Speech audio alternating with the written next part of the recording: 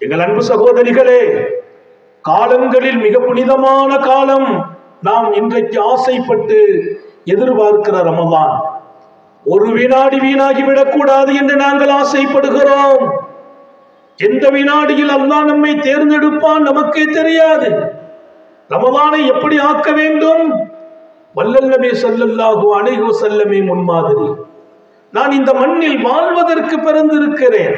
வாழ வேண்டும், அழகாக வாழ வேண்டும், அமைதியோடு வாழ வேண்டும், நிம்மதியோடு வாழ வேண்டும். நான் நிறைய காணாக்கி இருக்கிறேன். நான் இந்த மண்ணில் வாழ வந்தேன். பல நேரங்களில் வாழ்க்கையை வெறுக்கிறேன். எந்த வகையில் அது சரியாகும் என்று கேட்கிறேன். ஏன் வாழ்க்கையை வெறுக்கிறோம்? எதனால்? அதற்கான காரணம், வாழ்வதற்கு இந்த மண். நான் சொர்க்கத்திற்கு போவதற்கு கபருல போய் எந்த வேலையும் செய்ய முடியாது, மறுமையில போய் எந்த அமலும் செய்ய முடியாது. என் சொர்க்கத்தை கூட தீர்மானிப்பது இங்கே நான் வாழ்வதுதான். நல்ல ஞாபகம் வையுங்கள். 40 ஆண்டுகள் வாழ்கிறோம், 50 ஆண்டுகள் வாழ்கிறோம், 60 ஆண்டுகள் வாழ்கிறோம், 70 ஆண்டுகள் வாழ்கிறோம். அவன் நாடி நான் 100 ஆண்டுகளும் வாழ்வோம். ஆனால் இந்த வாழ்க்கை என் ரப்பை அடைவதற்கு கொடுக்கப்பட்ட வாழ்க்கை, சொர்க்கத்தை தீர்மானிப்பதற்கான வாழ்க்கை. இந்த வாழ்க்கையில் நான் என் மனைவியை நான் மகிழ்ச்சியாக்க வேண்டும், என் பிள்ளைகளை கண்குளிர்ச்சியாக ஆக்க வேண்டும், என் உறவுகளோடு அழகாக நடக்க வேண்டும். இன்னொரு பக்கம் மண்ணில் வாழ்கிற அத்தனை பேர்களிடத்திலும் நான் நல்லவன் என்ற ஆதாரத்தையும் பெற வேண்டும். இந்த வாழ்க்கையில் ஏன் வாழ்க்கை கசந்து போகிறது? சில பேருக்கு வாழவா என்று யோசிக்கிறவர்கள் நன்கு யோசியுங்கள். நீங்கள் வாழ்ந்தே தீர வேண்டும். வாழ்க்கையில் நடக்கிற பிரச்சனைகளுக்கு தீர்வு மௌத்தா, மரணத்தை கேட்பதா? எனவேதான் தன்னைத்தானே சூசைட் பண்ணி கொண்டவர்கள், தற்கொலை செய்து கொண்டவர்கள், அவங்க சொர்க்கத்தின் நசீபு கிடைக்கப்பெற மாட்டார்கள் என்றார்கள். இது அல்லாஹ்வை திருப்திப்படுத்தும் காரியம் அல்ல. நான் கொடுத்த ஆயுளை அழிக்கும் அதிகாரம் உனக்கு இல்லை, வேதனைப்படுத்தும் அதிகாரமும் இல்லை. இறைவன் கொடுத்த வாழ்க்கை, இதை நான் அழிக்கலாமா? அனுமதி இல்லை. வேதனைப்படுத்தலாமா? அனுமதி இல்லை.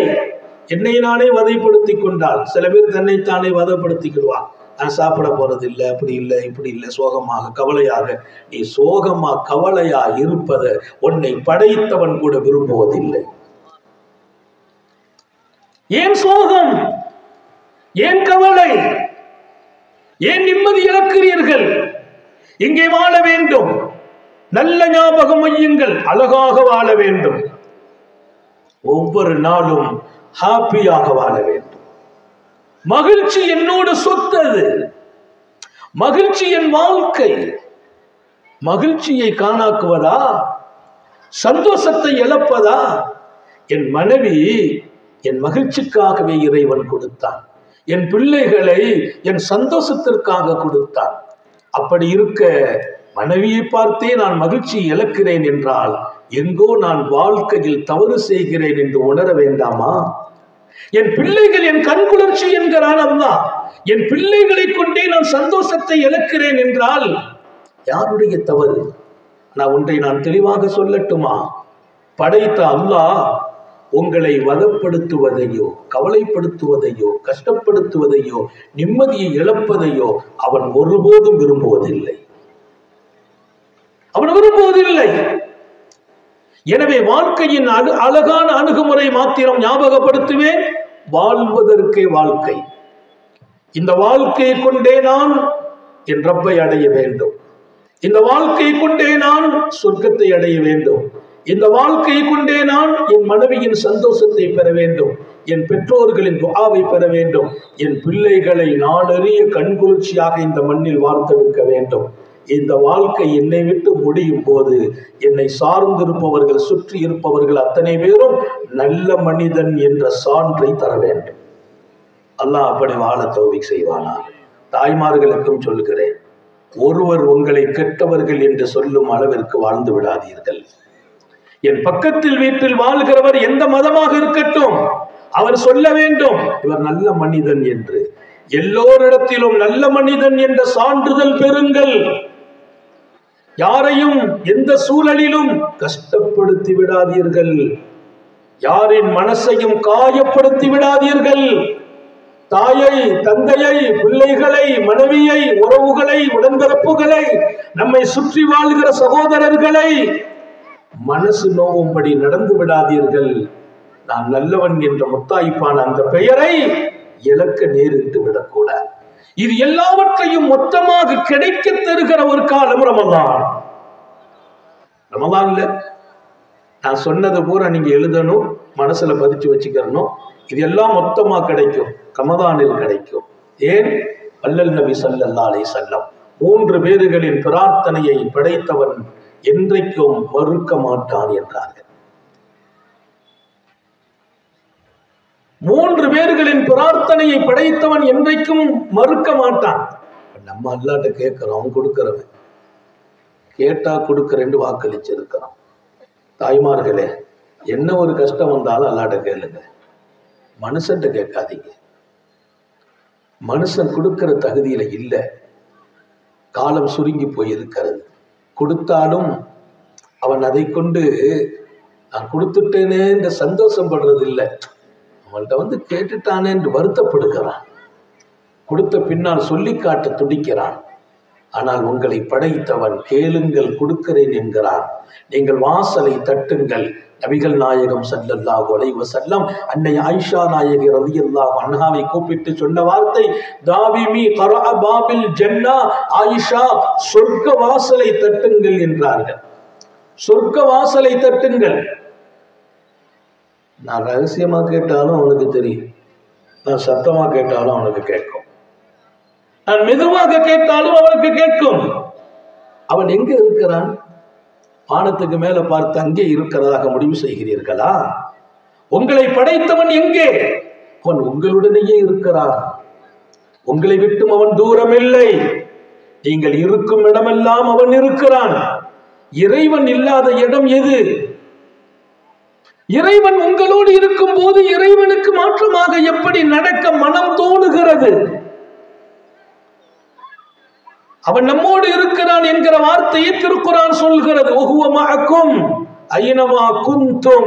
நீங்கள் விமானத்தில் பறந்தாலும், ஆகாயத்தில் பறந்தாலும், நீங்கள் கடலிலே கப்பலில் மிதந்தாலும், வீட்டுக்குள் இருந்தாலும், பெட்ரூமில் இருந்தாலும், யாரும் காணாத ரகசிய அறையில் இருந்தாலும் உங்களுடனேயே படைத்தவன் இருக்கிறான். திருக்குர்ஆன் பேசுகிறது. நான் கேட்கிறேன், என் கூட எங்க அண்ணன் இருந்தா கூட நான் தப்பு செய்யறதுக்கு பயப்படுறேன். என் ஃப்ரெண்ட்ஸ் என் கூட இருந்தா நான் கொஞ்சம் மாத்தமா நடக்க பயப்படுறேன். என் கூட என் மனைவி இருக்கும்போது கூட நான் கொஞ்சம் தவறான பார்வை பார்க்க கூட பயப்படுகிறேன். ஏதாவது நினைச்சு விடுவார்களோ, யாராவது ஒரு அந்நியால் நம்மளை பார்க்கும்போது நம்ம தப்பா நடந்துடக்கூடாது என்று யோசிக்கிறேன். காலமெல்லாம் உங்களை உருவாக்கி, உணவளித்து, உடையளித்து, வாழ்வளித்து, வளமளித்து, படுக்கிற போது தூக்கத்தை கொடுத்து, நீங்கள் மீண்டும் எழுந்திருக்க வேண்டும் என்று விழிப்பை கொடுத்து, உண்ண வைத்து, உண்ணும் போது அந்த உணவை உடலுக்குள் சேர்த்து, சேர்த்த உணவை எதில் இரத்தத்தில் கலக்க வேண்டுமோ அதை இரத்தத்தில் கலக்க வைத்து, எது கழிவாக வேண்டுமோ அதை கழிவாக்கி, எதை செரிமானமாக்க வேண்டுமோ ஆக்கி, செரிமானமான பின்னால் அதை கழிவை வெளியாக்குவதற்கு நான் முக்கிய நாளும் நான் நீண்ட நேரம் இருந்தாலும் என்னால் முடிவதில்லை. அதையும் அவன் வெளியாக்கி உங்களை ஒவ்வொரு நாளும் வளர்த்து வளர்த்து வளர்த்து ஆளாக்கி உருவாக்கி வார்த்தெடுக்கிறானே, அவன் உங்களோடு இருக்கும் போது அவனுக்கு மாத்தமாக நடப்பதற்கு உங்கள் மனசு எப்படித்தான் உங்களை உத்தரவிட்டது? அது எந்த வகையில் நியாயம்? எப்படி மனசு வந்தது? மனசாட்சி உள்ளவர்களுக்கு அது தகுமா?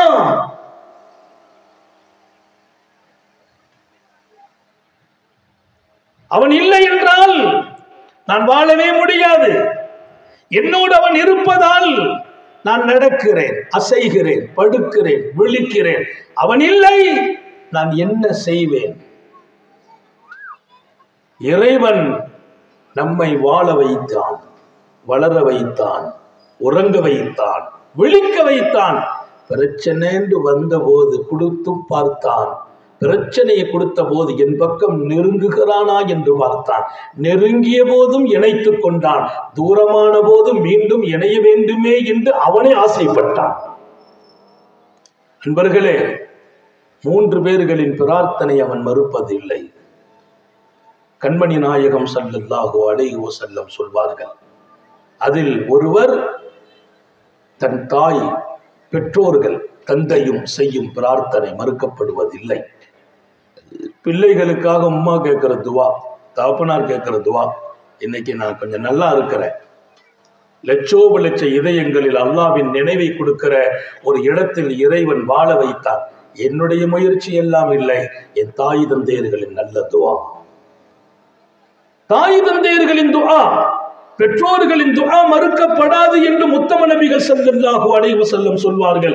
உங்கள் பிள்ளைகளை உங்கள் துஆவுக்கு உரியவர்களாக ஆக்குங்கள். நீங்கள் உங்கள் பெற்றோர்களின் துஆவை பெறும் இடத்தில் வாழுங்கள். எந்த கட்டத்திலும் உங்களை பெற்ற தாய் மனசு நோவும்படி நடக்காதீர்கள், அதுதான் பெரும் பாவம். உங்கள் தந்தை சிரமப்படும் இடத்தில் அவரை நிறுத்தாதீர்கள், அது பெரும் பாவம். இன்னொரு ரகசியம் தெரியுமா? உங்க தாயையும் தந்தையையும் கஷ்டப்படுத்தி விடுவீர்களே, ஆனால் அதற்கு பகரம் உங்கள் பிள்ளைகளை வைத்து நீங்கள் கஷ்டப்படாமல் உங்கள் வாழ்க்கை முடியாதுன்னு எழுதுறான். உன் பிள்ளையே உன் எதிரியாக வந்து நிற்பார். நீ எப்படி உன் தாயை சோதனை கொடுத்தாயோ, தந்தையை சிரமப்படுத்தினாயோ, அந்த வேலையை உன் பிள்ளை உன்னோடு செய்வார். அப்போ அம்மாவும் அப்பாவும், அத்தாவும் அம்மாவும் கேட்கிற பிரார்த்தனை இறைவன் மறுக்கல. நான் ஒவ்வொரு காலத்திலும் எங்கேயாவது போறேன்னா எங்க அம்மா வாசல்ல நின்று தலையில கை வச்சு துவா செய்வாங்க. நம்ம ஆலிம்ங்கிற அந்த இடத்துக்கெல்லாம் மேலால் தாயினுடைய இடம். என் தலையில தாய் கை வைப்பாங்க. கை வச்சு எங்க அம்மா பாதுகாப்பா போயிட்டு வாம்பாங்க. நான் நம்பிக்கையோடு போவேன். ஏன்? எங்க அம்மா துவா செய்துட்டாங்க, என் தாய் நிச்சயம் நான் பாதுகாப்பாக போய் வருவேன். என்ன நினைத்தீர்கள் தாயை? உன் தந்தை உன் சொர்க்கத்தின் மத்திவாசல். சர்க்காரை ஆடம் ஸல்லல்லாஹு அலைஹி வஸல்லம் சொன்ன வார்த்தை, உன் தந்தை தான் சொர்க்கத்தின் மத்திவாசல். அப்போ ஒரு தாயினுடைய பிரார்த்தனை, தந்தையின் பிரார்த்தனை மகத்தானது. நான் சொர்க்கம் சென்றேன் என்றார்கள் சாந்த நபிகள். சொர்க்கம் சென்றேன், சொர்க்கத்தில் நான் பார்த்தேன். ரசூல் ஸல்லல்லாஹு அலைஹி வஸல்லம் நான் சொர்க்கத்தில் பார்த்தேன் என்று ஒரு சஹாபி அடையாளம் காட்டுறாங்க. காட்டிட்டு சொன்னாங்க, எனக்கு முன்னால் அவர் சொர்க்கத்தில் இருந்தார் என் சஹாபி. காரணம் தெரியுமா? தாலிக்குமுல் பிர், தாலிக்குமுல் பிர். வேற ஒண்ணும் இல்லை, அவருக்கு உம்மா இருந்தாங்க, தாய் இருந்தாங்க. தாயோடு அவர் ரொம்ப அழகாக நடந்தார், தாயை சந்தோஷப்படுத்தினார், தாய்க்காக நிறைய பணிவிடை செய்தார். அவர் நான் சொர்க்கம் போற போது அவர் உள்ளே எனக்கு முன்னால் அட்வான்ஸா இருக்கிறார். நான் தாய்க்கு நலவு செய்தவருக்கு சொர்க்கம். சொர்க்கம் என்று வார்த்தையை சொல்லவில்லை, நான் சொர்க்கத்தில் கண்ணால் பார்த்தேன் என்கிறார்கள் காரூணிய சீலர் ஸல்லல்லாஹு அலைஹி வஸல்லம். அதனால நான் பிள்ளைகளுக்கு சொல்கிறேன், தாயினுடைய நல்ல துஆவை பெற வேண்டும். தந்தையினுடைய மிகச்சிறப்பான வழிகாட்டுதலில் நம்மை கட்டுப்படுத்தணும். தகப்பனார் பேசுனா கோவப்படாதீங்க. தகப்பனார் பேசுனா அந்த பேச்சு பேச்சல்ல, அது உங்களுக்கு செய்யப்படுகிற துஆ. ரசூலுல்லாஹி ஸல்லல்லாஹு அலைஹி வஸல்லம் தகல்துல் ஜன்னah ஃபஸமிஅது ஃபீஹா குர்ஆனன். நான் சொர்க்கம் சென்றேன், அங்கே திருக்குர்ஆன் ஓத கேட்டேன்கிறான். குர்ஆனை ஓதுறதுக்கு ஒருத்தர் சொர்க்கத்தில் உட்கார்ந்து இருக்கிறார் என்றார்கள். தகல்துல் ஜன்னah ஃபஸமிஅது ஃபீஹா குர்ஆனன். சொர்க்கத்துக்குள்ள போனேன், அங்கே குர்ஆன் சப்தம் கேட்டது. நான் ரொம்ப ரசித்தேன், நான் கேட்டேன், மன்ஹு, யார் அவர் என்று கேட்டேன். அங்கே சொர்க்கத்தில் உள்ளவர்கள் பதில் சொன்னார்கள், ஹாரிஸத் இப்னு நுஅமான், ஹாரிஸத் இப்னு நுஅமான் என்று சொன்னார்கள். யார் அந்த ஹாரிஸத் இப்னு நுஅமான்? சொர்க்கத்துக்குள்ளே போயிருக்கிறார் என்பதல்ல, சொர்க்கத்துக்குள்ளே உட்கார்ந்து குர்ஆன் ஓதுகிறார். குர்ஆன் ஓதுகிறார் என்று மாத்திரம் நான் சொல்லவில்லை, உத்தம நபியையே வியக்க வைக்கிறார். அல்லாஹ் நம்ம எல்லாருக்கும் தௌபா செய்வானா? வாழ்க்கை என்பது மிக அழகானது. நான் சொல்லிக்கொண்டே வருவேன், கவனம் எடுங்கள். வாழ்க்கை அழகானது, அழகாக்குங்கள். வாழ்க்கையை மாத்திரம் கரைப்படுத்தி விடாதீர்கள், குறைபடுத்தி விடாதீர்கள். பார்வையில் ஆபாசங்கள் வேண்டாம், வார்த்தைகள் ஆபாசங்கள் வேண்டாம். ஆபாச பார்வையால் அல்லாஹ்வை அடையவே முடியாது. ஆபாச வார்த்தைகளால் எப்போதும் நாவு திக்ருகளுக்கு நசீபு பெறாது. ஆபாச சிந்தனைகளால் இறைவன் உள்ளத்தில் அடையவே முடியாது. நல்ல ஞாபகம் வையுங்கள். ஆபாசங்கள் என் பார்வையாக கூடாது, ஆபாசங்கள் என் வார்த்தையாக கூடாது, ஆபாசங்கள் என் சிந்தனையாகிவிடக் கூடாது. இன்று ஆபாசங்கள் நிறைந்த காலத்தை பார்க்கிறோம். பல பேர் அதில் அடிக்ட் ஆகிறோம், அடிமையாகி விடுகிறோம். செல்போன் மொபைலில் அடிமையானவர்கள் எத்தனையோ பேர்.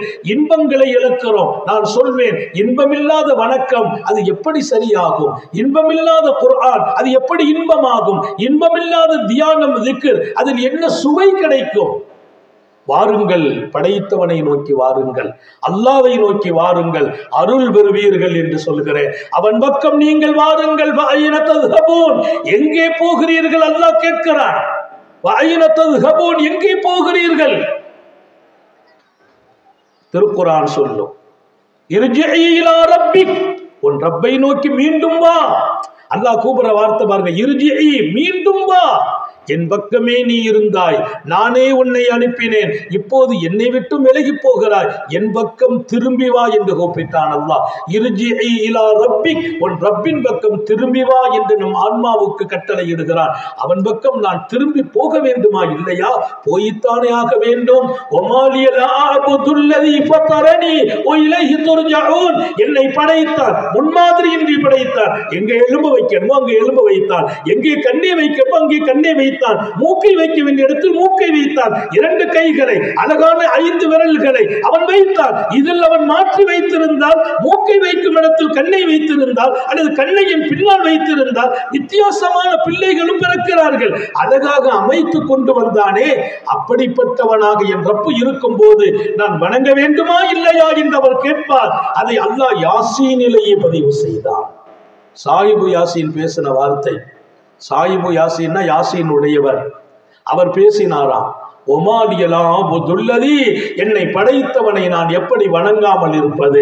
வணக்கம் என்பது தொழுகை மாத்திரமல்ல, நோன்பு மாத்திரமல்ல, இதர நல்ல செயல்கள் மாத்திரமல்ல. அவன் முன்னால் நான் அடிமையாக வாழ்வதற்கு பெயர் வணக்கம். அவன் முன்னால் நான் அடிமையாக வாழ வேண்டும். நான் அல்ல எஜமான், நான் அல்ல முதலாளி, என் எஜமானும் என் முதலாளியும் அவன். தாய்மார்களே, அவன் பார்க்கிறான் என்ற உணர்வு இருக்கட்டும், நீங்கள் சரியாகுவீர்கள். வீட்டில் சண்டைகள் நடக்காது, கணவனை எதிர்த்து நிற்க மாட்டீர்கள். அவன் பார்க்கிறான் என்ற எண்ணம் இருக்கட்டும், மனைவியை அடிக்க கை நீட்ட மாட்டீர்கள், தாயையும் தந்தையையும் உதாசீனப்படுத்த மாட்டீர்கள். இதெல்லாமே இன்றைக்கு மாற்றி நடக்கிறது என்றால், நம்முடைய வீட்டில் நான் படைத்தவனின் நினைவை தூரமாக்கினேன், அவனையே மறந்தேன், ஆபத்தான பாதையை நோக்கி பயணித்துக் கொண்டிருக்கிறேன். நான் இப்போது உங்களை அழைக்கிறேன், அவன் பக்கம் மீண்டும் வாருங்கள். ஓ இலைஹி துர்ஜஊன், நீங்கள் வந்தாலும் வராவிட்டாலும் ஒரு நாள் நீங்கள் உங்கள் ஆயுளை முடிக்கும் போது அவன் பக்கமே வந்தாக வேண்டும் என்றால் அல்லாஹ். நீங்களா வந்துருங்க, இல்ல உங்களை தூக்கி அங்கதான் கொண்டு போவோம். ஒரு நேர்த்தியான வாழ்க்கை, மதங்களை கடந்து எல்லோரும் வாழ வேண்டிய ஒரு நல்ல வாழ்க்கை என்பது மிகப்பெரியது. புனிதம் நிறைந்த வாழ்க்கை தான் நமது வாழ்க்கை. நான் சொர்க்கம் போனேன், சொர்க்கத்திலே சமீத்து குர்ஆனன், குர்ஆன் ஒருவர் ஓதினார், கேட்டேன். இங்கதான் குர்ஆனை கேட்க முடியும், அங்கேயும் கேட்டேன். யாரென்று கேட்டேன், மன்ஹுவா என்றேன். யார் என்றேன், ஹாரிஸத் இப்னு நுஅமான். அவர் ஹாரிஸத் இப்னு நுஅமான் என்றார்கள். யார் அந்த ஹாரிஸத் இப்னு நுஅமான்? விளக்கம் வழங்குகிறார்கள் வல்லல் நபிகள் ஸல்லல்லாஹு அலைஹி வஸல்லம், கதாலிக்குமுல் பிர், கதாலிக்குமுல் பிர், இப்படித்தான் தாய்க்கும் தந்தைக்கும் நலவாக நடந்தவர்கள் இருப்பார்கள் என்று சொல்லிவிட்டு, கான அபர்ரன்னாசு பி உம்மிஹி, கான அபர்ரன்னாசு பி உம்மிஹி, ஹதீஸில் பதிவான செய்தி. அந்த நுஅமான் அவர் யார்? ஹாரிஸத் இப்னு நுஅமான் யார்? தன் உம்மாவை ரொம்ப கண்ணியப்படுத்தினார். உம்மாட பேச்சு கேட்காம வாழ்ந்ததில்லை. உம்மா கண் சிமிட்டும் அளவிற்கு கூட, கண் முகம் சுளிக்கும் அளவிற்கு கூட அவர் தன்னை ஆக்கி கொண்டதில்லை. ரொம்பவே தாயை கண்ணியப்படுத்தினார். அல்லாஹ் அவரை சொர்க்கத்துக்கு போக வைத்து அவரை குர்ஆனை ஓத வச்சு நபியையும் கூட கேட்க வைத்தார் அல்லாஹ். எனவே தாய் தகப்பனுடைய துவா மறுக்கிறது இல்லை, அநீதி செய்யப்பட்டவங்களுடைய துவா மறுக்கிறது இல்லைன்னாங்க. யாராவது நமக்கு அநீதி செய்துட்டாங்கன்னா யாராவது நம்ம சொத்தை பறிச்சுட்டாங்க, நம்மளை அபகரிச்சுட்டாங்க, நம்மளை கஷ்டப்படுத்திட்டாங்க. அப்போ நாம் அநீதிக்கு ஆளாக்கப்படுறோம். அநீதிக்கு ஆளாக்கப்படுறீங்களா? நீங்கள் கையேந்தும் போது உலகத்தில் யாரும் உங்களுக்கு கை கொடுக்க முடியாது, ஆனால் உங்களை படைத்த நான் கை கொடுப்பேன் என்றார். அநீதிக்கு ஆளாக்கப்படுகிற போது நீங்கள் கேட்டால் அந்த துஆவை நான் மறுப்பதில்லை, அல்லாஹ் மறுக்கிறது இல்லை என்று ரசூல் சொன்னாங்க ஸல்லல்லாஹு அலைஹி வஸல்லம். மூணாவது வசாயும், ஒரு நோன்பாளியின் துஆ மறுக்கப்படுறது இல்லை. அத்தா யஃப்துர், இதுவரைக்கும் ரமலானை சொன்னேன், இதெல்லாம் 1 மணி நேரமோ 2 மணி நேரமோ 3 மணி நேரமோ பேசி முடிக்கிறதுலாம் இல்லை. ஒரு குறிப்பிட்ட நேரத்தில் பேசணும், முடிக்கணும், அதுக்காக வேண்டி நேரத்தை வச்சுக்கிட்டோம். எங்கே முடிப்பது? அவனை நான் அறிவதற்கும் அவன் யார் என்று தெரிந்துவதற்கு பின்னால் அவனை முகவரிப்படுத்துவதற்கும் என் வாழ்க்கையை நான் அழகுக்கு மேல் அழகை உண்டாக்குவதற்கும் அவனோடு என் தொடர்பையும் நெருக்கத்தையும் அதிகமாக்குவதற்கும் புனிதமிக்க ரமலான் தான் அவனை அடைவதற்கே வழி செய்யக்கூடியது என்பதை உணர்த்துவதற்கும் சில மணி நேரங்கள் அதற்கு இல்லை. நான் இங்கே நினைவூட்டுகிறேன், நீங்கள் ரமலானை அடைந்து பாருங்கள் என்கிறேன், அடைந்தால் அழகாக்கி பாருங்கள் என்கிறேன், ரமலானில் அவனை மறக்காமல் வாழ்ந்து பாருங்கள் என்கிறேன். இங்கே ரசூல் சொன்ன வார்த்தை எடுத்து பாருங்கள் என்கிறேன். நோன்பாடி கையேந்தினால் அவன் எந்த கட்டத்திலும் அந்த பிரார்த்தனை மறுக்க மாட்டான். எவ்வளவு தேவை இருக்குது, எவ்வளவு தேவை இருக்குது, நாட்டம் எவ்வளவு இருக்குது. பிள்ளைக்கு நல்ல மாப்பிள்ளை அமையணும், மகளுக்கு நல்ல மாப்பிள்ளை, மகனுக்கு நல்ல மனைவி, வியாபாரம் நல்லதா இருக்கணும், மனசுல நிம்மதி கிடைக்கணும், நோய் இருக்குது குணமாகணும், ஆஸ்பத்திரி இல்லாத ஒரு வாழ்க்கை வேணும். அல்லாஹ் எல்லாருக்கும் தௌபி செய்வானா, ஆஸ்பத்திரியிலிருந்து பாதுகாப்பானாக.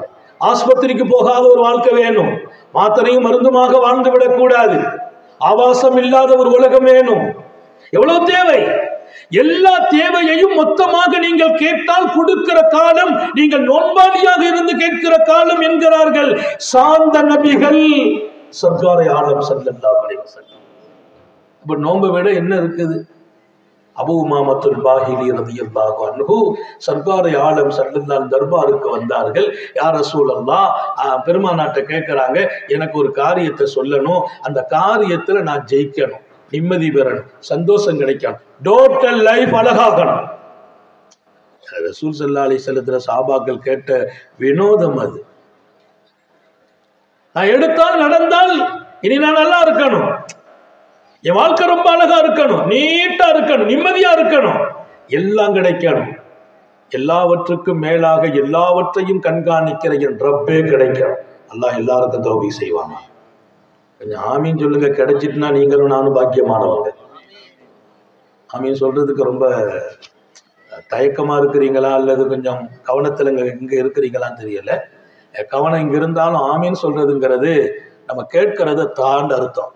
அவன் தந்தால் எல்லாரும் நிம்மதி ஆயிடுவோமே, அவன் தந்தருள் பாலிப்பானாக. முர்னி பிஅம்ரின் நாஃபுது அன்க யா ரசூலல்லாஹ், அல்லாஹ்வின் ரசூல் அவர்களே, எனக்கு சில காரியங்களை தாருங்கள், நீங்கள் சொல்லுங்கள், நான் நடக்கிறேன், வாழ்கிறேன், அதற்கு பின்னால் நான் நிம்மதி பெறணும், வெற்றி பெறணும், சந்தோஷமா இருக்கணும், என் வாழ்க்கை ஹாப்பியா இருக்கணும். இன்னைக்கு ஹாப்பிங்கிறது எல்லாருக்கும் தேவை. நம்ம பிறந்த நாளைக்கு மட்டும்தான் ஹாப்பி பர்த்டே சொல்றோம். பிறந்த அன்னைக்கு நீ வாழ்ந்து ஹாப்பி ஆயிரி, மகிழ்ச்சி ஆயிரி. என்னுடைய லைஃப், உன்னுடைய ஒவ்வொரு வினாடியும் என் மூச்சு துவங்கியதிலிருந்து மூச்சு முடியும் வரையிலும் ஹாப்பியாக வாழணும். அல்லாஹ் அருள் பாலிப்பானாக. ஏன் கவலை, ஏன் பயம், ஏன் அச்சம், ஏன் சோதனை, ஏன் உங்கள் வாழ்க்கையில் நிம்மதியை காணாக்காதீர்கள். நிம்மதியை கொடுப்பவன் அல்லாஹ், இறைவன், படைத்தவன். அவன் நிம்மதியை கொடுக்கும் வழி என்ன? தேடுங்கள், கொடுக்கிறேன் என்கிறான். அப்போ ஒரு நோன்பாளி நோன்பு பிடிச்சிட்டு அவர் நோன்பு திறக்கிற வரைக்கும் என்ன கேட்டாலும் கிடைக்கும்டாங்க. எது வரைக்கும் கிடைக்கும்? ஹத்தா யஃப்துர். நோன்பை திறக்கிற வரைக்கும் அவர் கேட்கிற துவா ஒப்புக்கொள்ளப்படும். நோன்பை பிடிச்சிட்டு என்ன செய்யணும்? கொஞ்ச நேரம் தூங்குறோம், தூக்கம் வணக்கம்னாங்க. தூங்கி எஞ்சி துவா கேட்கணும், கபூலாகும். தொழுதுட்டு துவா கேட்கணும், கபூலாகும். குறிப்பா நோன்பு திறக்கும் நேரத்தில் கேட்கிற துவா ஒப்புக்கொள்ளப்படும். அல்லாஹ் எல்லாருக்கும் தௌபீக் செய்வாங்க. நோன்பு திறக்கிற நேரத்தை வீணாக்கிடாதீங்க. அப்போ அல்லாஹ் நம்மளை நேரடியாக பார்க்குற நேரம். அப்போ உட்காந்துக்கிட்டு கஞ்சி வடை சமோசா எல்லாம் தேவை, எல்லாத்தையும் ஒரு 10 நிமிஷம் முன்னால் எடுத்து வச்சிருங்க, வச்சுட்டு அல்லாஹ்ட கையேந்துங்க. அந்த நேரத்தில் நீங்கள் கேட்டதையெல்லாம் கொடுக்க காத்திருக்கிற இரக்கமுள்ள ரப்போ என் அடியான் கேட்க மாட்டானா என்று நினைக்கிறான். அப்ப நீங்க மிஸ் பண்றதா? தேவைகள் இல்லையா? நாட்டங்கள் இல்லையா? தாய்மார்களுக்கு 2 கூலி, நோன்பு வைத்ததற்கு ஒரு கூலி. எங்களுக்கெல்லாம் நோன்பு திறக்க நீங்கள் சமையல் அறையில் நின்று உங்களை ஈடுபடுத்திக் கொள்கிறீர்கள் இல்லையா? அதற்கு ஒரு கூலி. நீங்கள் சகரு வைப்பதற்கு ஒரு கூலி. சகரு நாங்கள் செய்வதற்கு சாப்பாடு தயார் பண்ணுகிறீர்களே, அதற்கு ஒரு கூலி. நான் சொல்வேன், மகிழ்ச்சியாக நோன்பு திறக்க உங்கள் வீட்டு பிள்ளைகளுக்கு நீங்கள் ஏற்பாடு செய்யுங்கள். நோன்பு வைப்பதற்கு மகிழ்ச்சியாக சமையலை நீங்கள் செய்து கொடுங்கள். ஏன் என் பெருமான் ஸல்லல்லாஹு அலைஹி வஸல்லம் சொல்வாங்க, நோன்பு திறப்பதற்கு நோன்பாளிக்கு நோன்பு திறக்க யார் கொடுத்தாரோ அவருக்கு நோன்பு வச்சவருக்கு கொடுக்கிற அதே கூலி இவருக்கும் கிடைக்கும். அப்ப நோன்பு வச்சவருக்கு கூலி குறையுமா? குறையாது. அவருக்கு குறைக்க மாட்டான். இவர் நோன்பு வச்சார், இவருக்கு அந்த கூலியும் கிடைக்கும். இவர் உணவுல நோன்பு திறந்ததுனால அவருடைய கூலியும் சேர்த்து கிடைக்கும் என்றார்கள். நான் நினைச்சு ரொம்ப ரொம்ப சந்தோஷப்படுறது எங்க வீட்டு பெண்களை. ஏன்னா அவங்க நின்று சகர்ல 3 மணிக்கெல்லாம் இஞ்சி சாப்பாடு ரெடி பண்றது, அதே மாதிரி சாயந்தரம் 5 மணிக்கு நமக்கெல்லாம் பசி மயக்கம் வரும், அவங்க நின்று நமக்காக ஏதாவது ஏற்பாடு செய்து நோன்பு திறக்க நாஸ்டா பண்ணி அது மகிழ்ச்சியா இருக்கணும். நான் ரொம்ப ஆசைப்படுறேன். எதுக்குன்னா, நான் சகர்ல எழுந்திரிச்சிடும் 3 மணிக்கு எழுந்திருப்பேன். எழுந்திரிச்சு தஹஜ்ஜத்தை முடிச்சுட்டு என்னுடைய வேலை என்னன்னா, நேராக சமையல் கேட்டுக்கு போயிடுவேன். அவங்க முன்னேரத்தில் தயாரிக்க வச்சிருவேன். அவங்க ராத்திரி 1 மணிக்கு சமைச்சு வச்சுட்டு படுத்துருவாங்க. 3:30 மணிக்கு எழுந்திரிச்சு அதை பூரா சரி பண்ணி அதை கொஞ்சம் ஹீட் ஆக்கி அதெல்லாம் சட்டியெல்லாம் கழுகி பாத்திரத்தை கழுகி என் மனைவி மக்கள் எல்லாம் ஒன்றா உட்காந்து தான் சகர் வைப்போம். எல்லாம் ரெடி பண்ணி ரமலான் 1 மாதம் பிள்ளைகளோடு இருக்கிறது, வீட்டோடு இருக்கிறது, அல்லாவோடு இருக்கிறது, எல்லாம் ரெடி பண்ணிட்டு ஒரு 4 மணிக்கெல்லாம் டீ போடுறது, அப்புறம் அவங்களுக்கு தேவையான ஸ்நாக்ஸுகளை தயார் பண்ணுவேன். எல்லா வேலையும் சகர்ல சமையல் கேட்டில் நான் நிற்கிறது. வீட்டில் அனுமதிக்க மாட்டாங்க. நான் சொன்னேன், இஃப்தாரை உங்களுக்கு விட்டு கொடுத்துட்டேன், நோன்பு திறக்க நீங்க செய்றீங்க, நோன்பாளியினுடைய கூலி உங்களுக்கு கிடைச்சிடும், நோன்பாளியின் கூலி உங்க எல்லாருடைய கூலியில எனக்கு பங்கு வேணும், சகரை எங்கிட்ட ஒப்படைச்சிருங்கன்னு சொல்லி இன்னைக்கு வரைக்கும் 3 மணிக்கு சமையல் கேட்டில் நானே நிற்கிறேன். மிகைப்பல்ல. என் வாழ்க்கையில் 35 ஆண்டுகள் நான் பொய் சொன்னதே இல்லை. பொய் சொல்ல தெரியாது எங்களுக்கு. ஏன் பொய் சொல்லாதீர்கள் என்றார்கள் நபிகள் நாயகம். ஏன் பொய் சொல்கிறீர்கள்? பொய் உங்களுக்கு வரும் பரக்கத்தை, வருமானத்தை அளிக்கும் என்றார்கள். அல்-கிذ்பு யஹ்லிக், பொய் அழித்து விடும். 10 ரூபா காசு வந்தா அந்த 10 ரூபா காசை சம்பாதிக்கிறதுக்கு பொய் சொல்லிட்டோம்னா அது அழிஞ்சு போயிடும். அதுல திருப்தி இருக்காது. வந்தும் பத்தாது, 20 ரூபாய்க்கு செலவு வரும். நீங்க பொய் சொல்லாதீர்கள், 8 ரூபா செலவாகி 2 ரூபா மிச்சமா. பொய் வேண்டாம். ஒரு தூய வாழ்க்கை, ஒரு பெர்ஃபெக்ட்டான வாழ்க்கை, யாருக்கும் கஷ்டம் இல்லாத ஒரு வாழ்க்கை. அப்போ ஒரு நோன்பாளி நோன்பு திறக்கிற வரையிலும் அவர் கேட்கிற துஆ மறுக்கப்படுவதில்லை. குறிப்பாக நோன்பு திறக்கும் நேரம் ரொம்ப ரொம்ப மிஸ் பண்ணி விடாதீர்கள். வரக்கூடிய ரமதானை பயன்படுத்துங்கள். உங்கள் தேவையை கேளுங்கள், உங்கள் பிள்ளையின் நல்வாழ்க்கையை கேளுங்கள், உங்கள் மனைவியின் சந்தோஷத்தை கேளுங்கள், மண்ணறையில் இருந்தால் உங்கள் பெற்றோர்கள் சொர்க்கத்துக்கு போகணும்னு கேளுங்கள், நாடும் நாட்டு மக்களும் நிம்மதியாக வாழ வேண்டும் என்று கேளுங்கள். இந்த நாடு எப்போதும் நாட்டினுடைய பொருளாதாரத்தில் வளமாக நாடாக ஆக வேண்டும் என்று கேளுங்கள். நம்மை சுற்றி இருக்கிற அத்தனை பேர்களும் ஹாப்பியாக வாழ வேண்டும் என்று கேளுங்கள். உங்களுக்கு மட்டும் கேட்டால் அது நல்ல துஆ அல்ல. நம்மை சுற்றி இருக்கிற எல்லாத்துக்காக துஆ செய்யணும், எல்லாருக்காக பிரார்த்தனை செய்யணும். அல்லாஹ்வும் பார்க்கிறான், அவன் தனக்கு தானே கேட்கிறான், அடுத்தவன் கேட்கறது இல்லையே. எல்லாருக்கும் கேளுங்கள். எல்லாருக்கும் கேட்டால் இறைவன் உங்களுக்கு கொடுக்கிறான். அபூ உமாமத்துல் பாஹிலி சொன்னார், நீங்கள் எனக்கு ஒரு கட்டளையை தாருங்கள், நான் எடுத்தால் காலமெல்லாம் சுகமாகுவேன், நிம்மதியாகுவேன், மகிழ்ச்சியாகுவேன். என் பெருமான் ஒத்தை வார்த்தையில் பதில் சொன்னார்கள், அலைக பிஸ்ஸௌம், நீ எப்போதும் நோன்பை கையில் எடுத்துக்கொள். நோன்பு பிடிப்பா. என்ன வேணும்? பிரச்சனை தீரணுமா? தீரும். கவலை போகணுமா? போகும். நிம்மதி கிடைக்கும். கேட்டதெல்லாம் கிடைக்க வேண்டுமா? நோன்புவை. வாழ்க்கை வசந்தமாக வேண்டும், நோன்புவை. நிம்மதியை நோக்கி நீ சுவாசம் விட வேண்டும், நோன்புவை. அதுக்கு பதில் சொன்னாங்க, அலைக பிஸ்ஸௌம் ஃபைன்னஹு லா மிஸ்ல லஹு, நோன்புக்கு நிகராக ஒரு வணக்கம் உலகத்தில் இறைவன் படைக்கவே இல்லை என்றார். லா மிஸ்ல லஹு, நபிகள் நாயகம் ஸல்லல்லாஹு அலைஹி வஸல்லம். எனவே ரமலானை வரவேற்கிறோம் என்றால் வா வா என்று சொல்லவில்லை.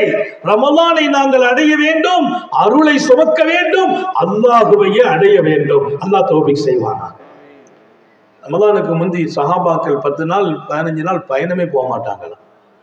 நிறைய நேரங்களில் ரமலானை ரொம்ப பாதுகாப்பாக வச்சுக்கிடுவாங்க. பத்ரில் மட்டும்தான் ரமலான்ல பயணம். அதுக்கு அடுத்த காலங்கள் எல்லாம் ரமலானுடைய காலம் எல்லாம் நோன்பு கடமை இல்லாத காலங்கள். சில நேரங்கள் அவங்க செய்த பயணங்கள் எல்லாம் நோன்பு எப்போ கடமையாச்சும் நிறைய பயணங்களை மிஸ் பண்ணிடுவாங்க, வேண்டான்றுவாங்க. ஏன்? நோன்புக்கு இப்பவுமே தயாராகிறோம். நோன்பை எதிர்பார்க்கிறது என்பது, ரமலானை வரவேற்பு என்பது அதுக்கான ஒரு தயார் நிலை உண்டாக்குறது. நோன்பு வைக்கணும், உடல் அசௌகரியம் வந்துடக்கூடாது, எங்கேயாவது சுத்தி கித்திட்டு வந்துட்டு ஜலதோஷம் பிடிச்சிடக்கூடாது, காய்ச்சல் வந்துடக்கூடாது. உடலை பேணணும். வணக்கம் செய்வதற்கு உடலும் ஒத்துழைக்கணும், உள்ளமும் ஒத்துழைக்கணும், சூழ்நிலையும் ஒத்துழைக்கணும். அல்லாஹ் 3ம் ஒத்துழைக்க தௌஃபீக் செய்வானா.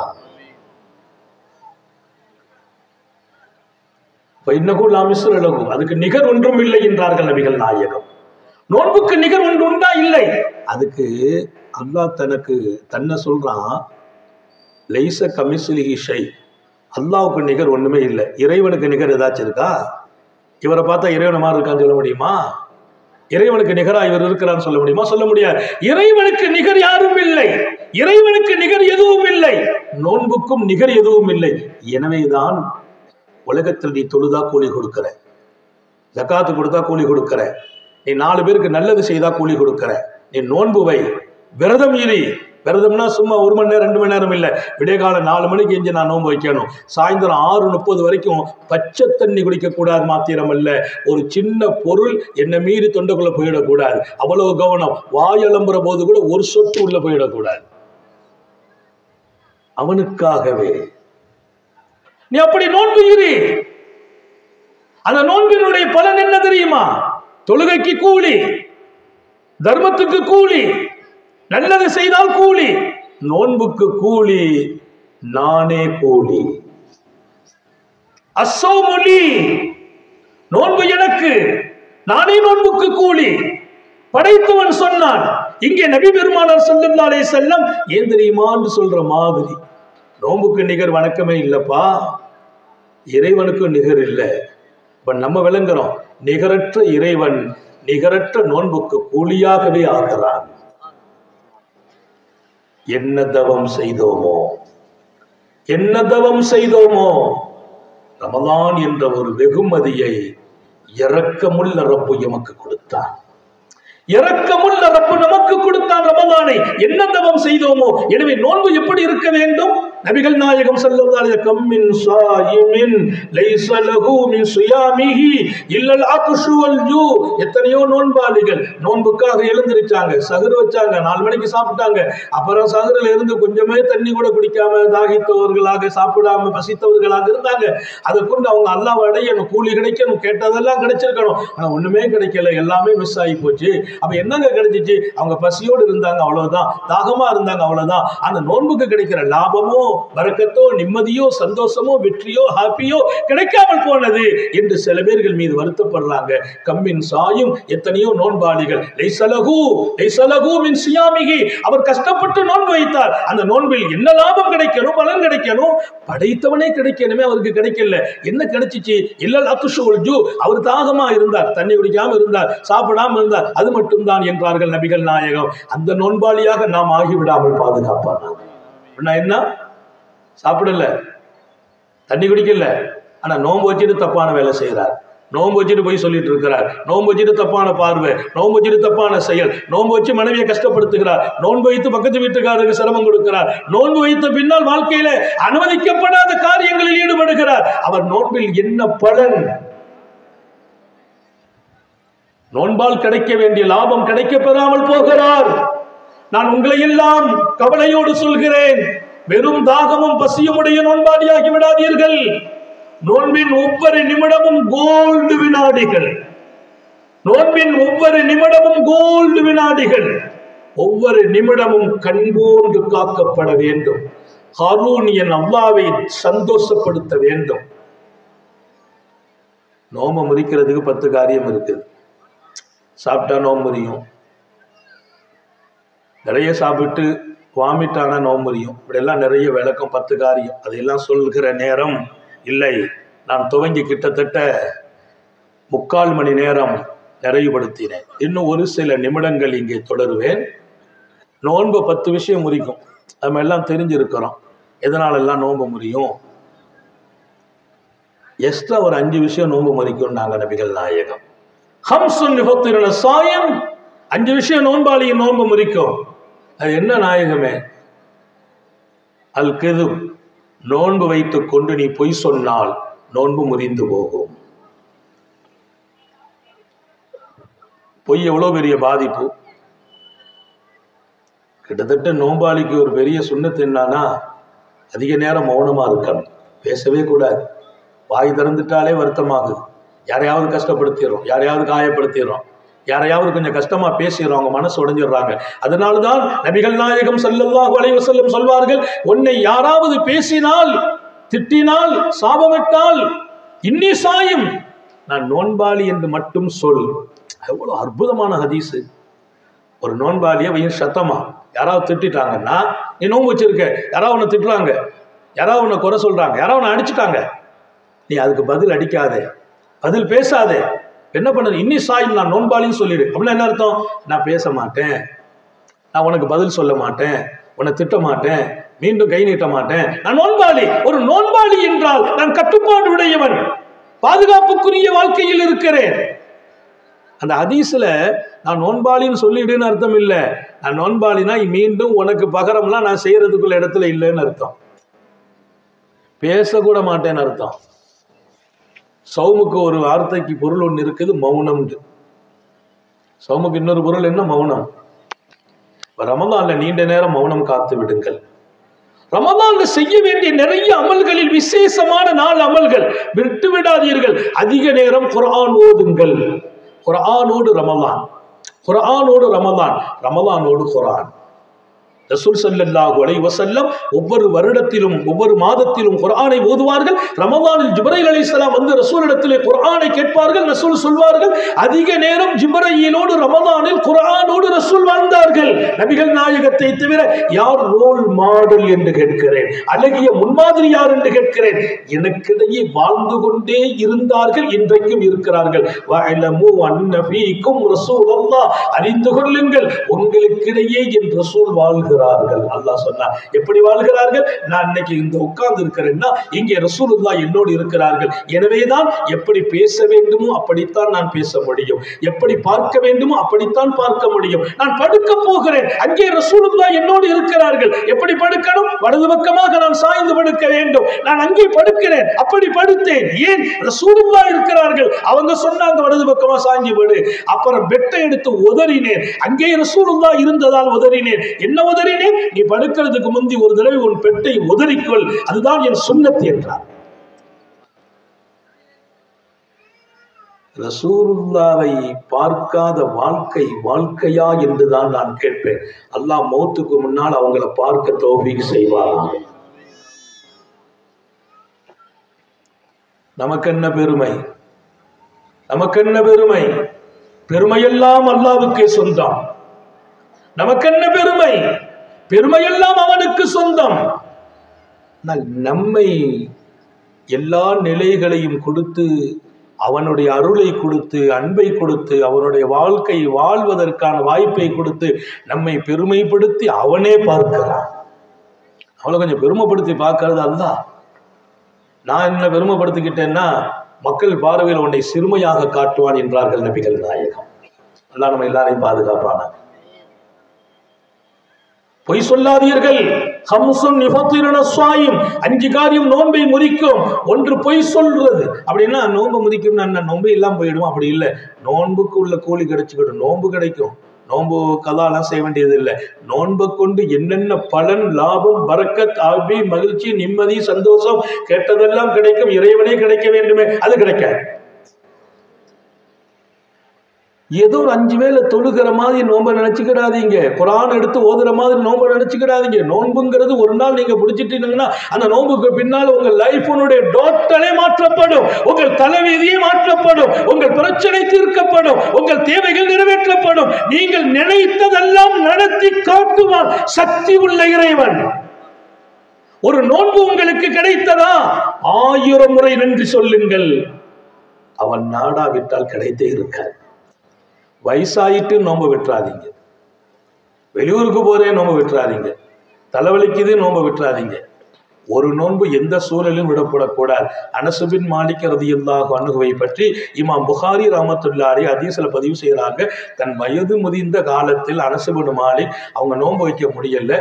அதனால என்ன பண்ணாங்கன்னு சொன்னா, ஒரு மிஸ்கீனுக்கு ஒரு நாளைக்கு நோன்புக்கு பகரமா சாப்பாடு கொடுக்கிறது. 30 நாள் நோன்பு பிடிக்க முடியாம போயிட்டாங்க, 30 மிஸ்கீனுக்கு சாப்பாடு கொடுக்கிறது. நோன்பு பிடிக்க முடியாம போற போது ஒரு மிஸ்கீனுக்கு ஒரு நோன்புக்கு பகரமா சாப்பாடு கொடுத்தாங்க.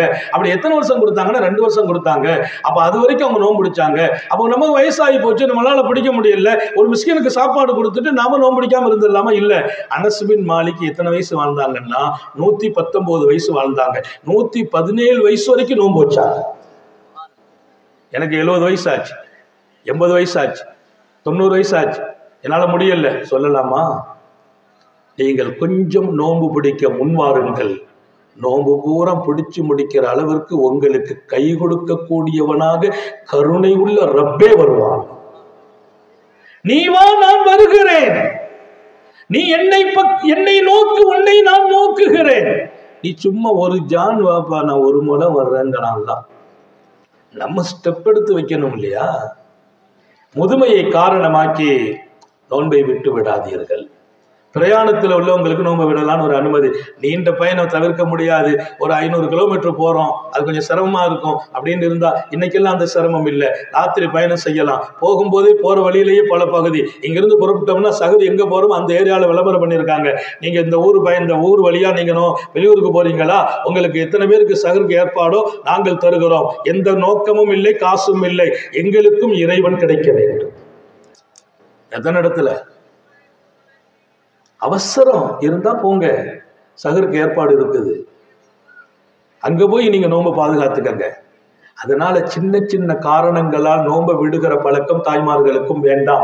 உங்களுக்கு ஒரு அனுமதி இருக்கிறது. நீங்கள் பீரியட்ஸ் காலத்தில் இருக்கிறீங்க, மாதவிடா காலத்தில் இருக்கிறீங்க, நோன்பை விட்டு கொள்ளலாம். அதுவும் கூட இன்னைக்கு ராத்திரி 4 மணிக்கு பீரியட்ஸ் நின்று போச்சு, அப்புறம் நீங்க உங்களால குளிக்க முடியல, குளிர் அடிக்குது, நீங்க நோன்பு வச்சிடணும். நோன்பு வச்சுட்டு காலையில 10 மணிக்கு எஞ்சி குளிச்சுக்கலாம். குளிக்கிறது வேணா கொஞ்சம் பிற்படுத்தி குளிங்க, நோன்பு விடக்கூடாது. 4 மணிக்கு தானே பீரியட்ஸ் நின்று இருக்கு, அப்ப நாம நாளைக்கு நோன்பு வைக்க முடியாது. இல்லை, நோன்பு கடமை, வைத்தே தீர வேண்டும். நின்று விட்டதா, நோன்பு வைத்து விடுங்கள். குளிப்பதற்கு கூட கொஞ்சம் தாமதமாகட்டும், பரவாயில்லை. நாம ராத்திரி தூங்கணும், ஸ்கலிதமாச்சு, எழுந்திருச்சு பார்த்தோம் 4:30 மணி, இன்னும் 20 நிமிஷம் தான் இருக்கு, குளிச்சா சகர் வைக்க முடியாது, குளிக்க வேண்டாம். சகருவை, நோன்புவை காலையில சுபுவுக்கு முன்னால குளிச்சுட்டு பள்ளிவாசலுக்கு போகலாம். ஏன்? விடப்படக்கூடாத வணக்கங்களில் மிக மிக மிக மிக வைரங்களால் பாய்ச்சப்பட்ட வணக்கம் நோன்பு. உங்கள் வீட்டில் மத்தி பகலில் அடுப்பு எரியக்கூடாது. சிறுவர்களை நோன்பாக மாற்றுங்கள். 5 வயது பிள்ளைகளில் இருந்து நோன்பை பக்குவப்படுத்துங்கள், பயிற்சி கொடுங்கள். 70 வயது உடையவர்களும் நோன்பு வையுங்கள். அங்கே உங்களுக்கு இறைவன் கிடைப்பான். நீங்கள் மரணித்தால் உங்களை சொர்க்கம் வரவேற்கும். எல்லாம் உள்ள இறைவன் தௌபீக் செய்வானாக. சொர்க்கம் வரவேற்கும் கூட்டத்தில் நோன்பு வைத்தவர்களையும் வரவேற்கும் என்றார்கள். நான் வாழ்ந்துட்டு ஏதோ வாழ்ந்தேன் போனேன், எத்தனையோ பேர் வாழ்றாங்க போறாங்க, அப்படி நான் வாழ்ந்துட்டு போறது இல்லை. இந்த வாழ்க்கைக்கு அர்த்தம் கொடுத்து, பொருள் கொடுத்து, விளக்கம் கொடுத்து, என்னை சுத்தி இருக்கிறவங்களை எல்லாம் சந்தோஷப்படுத்தி ஒரு நல்ல மனுஷனா வாழ்ந்து, படைத்தவனும் நல்ல மனுஷன் எனக்கு பேரை கொடுத்து உலகத்தை விட்டு நான் விடை பெற்றால், நான் மறைந்த 1000 ஆண்டுக்கு பின்னாலும் இந்த மண்ணில் நான் போற்றப்படும் இடத்தில் அல்லாஹ் வாழ வைப்பான். வாழ்ந்தவர் கோடி, மறைந்தவர் கோடி, வாழ்ந்தவர் கோடி, மறைந்தவர் கோடி, மண்ணில் நிலைத்தவர்கள் சில பேர். நான் வாழ்ந்தவர் கோடி, மறைந்தவர் கோடியில் நீங்கள் இருக்காதீர்கள், மண்ணில் நிலைத்த சில பேர்களில் நீங்கள் இருக்க வேண்டும். நானும் இருக்க வேண்டும். படைத்தவன் அருள் புரிவானாக. நல்ல மனுஷனாக வாழுங்கள். யாரையும் காயப்படுத்தி பேசிவிடாதீர்கள். முறைத்து கூட ஒருவரை பார்த்திடக்கூடாது. நான் ஒரு ஆளை முறைச்சு பார்த்தேன், அதனால அவர் மனசு கஷ்டப்பட்டார், அது ஆபத்தானது. உன் வாழ்க்கையை எங்கோ கொண்டு முடித்து விடும். ஒருவரை முறைத்து கூட பார்க்காதீர்கள். நபிகள் நாயகம் பாதித்த பாடம், நமக்கு கொடுத்த ஒழுக்கம் இருக்கிறது, மரியாதை இருக்கிறது, நான் வாழ்றதுக்கு தரப்பட்ட அருமையான வாழ்க்கை நெறி இருக்கிறது. நீங்க வாழ்ந்தால் ரசித்து ரசித்து வாழ வேண்டும். என்னுடைய ஒவ்வொரு நிமிஷம் வாழ்க்கையை நான் ரசிக்கிறேன். நான் போய் தலையில முடியல கை வைக்கும் போது ரசிப்பேன்.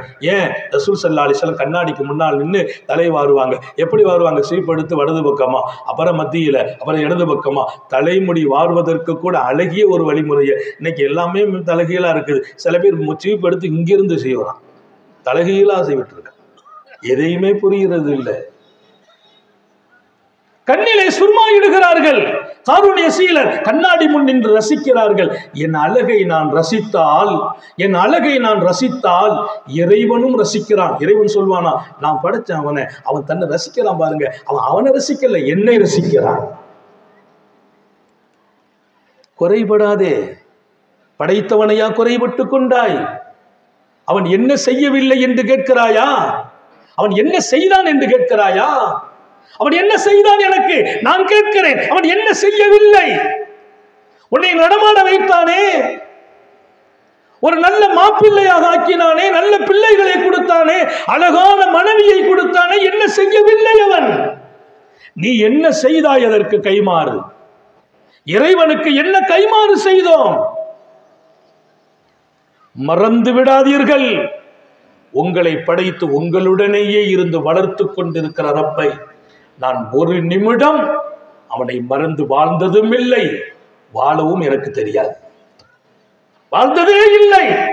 என் உறக்கமும் என் ரப்பின் நினைவுதான், என் விழிப்பும் என் ரப்பின் நினைவுதான். வாழ்ந்து பாருங்கள். டோட்டல் வாழ்க்கை உங்களுக்கு ரசிக்கும். வாழ்க்கையை வெறுத்து விட மாட்டீர்கள். 5 நோன்பை முறிக்கும். 1 பொய் சொல்வது, அல் கிதுபு வல் கீபா, புறம் பேசுவது 2வது. அப்ப நோன்பு முறிக்கும்னா நோன்புடைய பலன் கிடைக்காது.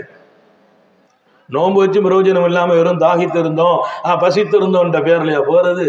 சும்மாவா பசிக்க முடியும்? அது இந்த வெயில் காலத்துல தொண்டை அடைக்கும் தாகம், ஆனா லேசாயிடும். நாள் போக போக பாருங்க, எல்லாரும் கடுமையான தாகத்தில் இருப்பாங்க. நமக்கு முன்னால சர்பத்து குடிப்பாங்க சில பேர், நமக்கு தாகம் வராது, ஆசை வராது. ஏன்? நீ பிடிச்சு பிடிச்சு பழகும் போது இறைவனும் உனக்கு ஒத்துழைப்பான். என் அடியா நல்ல காரியம் செய்யறான், எனக்காக செய்யறான், அவன் கஷ்டப்படக்கூடாதுன்னு அல்லாஹ் உன்னை கொஞ்சம் அப்படியே தூக்கி தூக்கி பிரஷர் கொடுத்து உன்னை நல்ல நிலையில கொண்டு நோன்பு பிடிச்சு நிறைவேற்றுற வரைக்கும் இறைவனே ஒத்துழைப்பான்.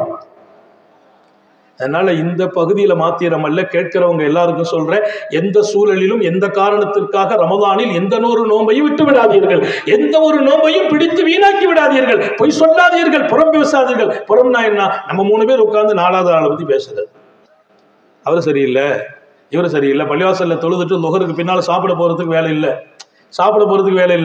சாப்பாடு வேண்டியது இல்லை. ரமதான்ல எல்லாரும் உட்கார்ந்து ஒன்னா படுப்பாங்க. படுக்கும் போதே அடுத்த ஆளை பத்தி பேசுறது. சில ஊர்ல பேசிமாம் பத்தி பேசுறது, சப்ஜெக்டே அவர் தான்.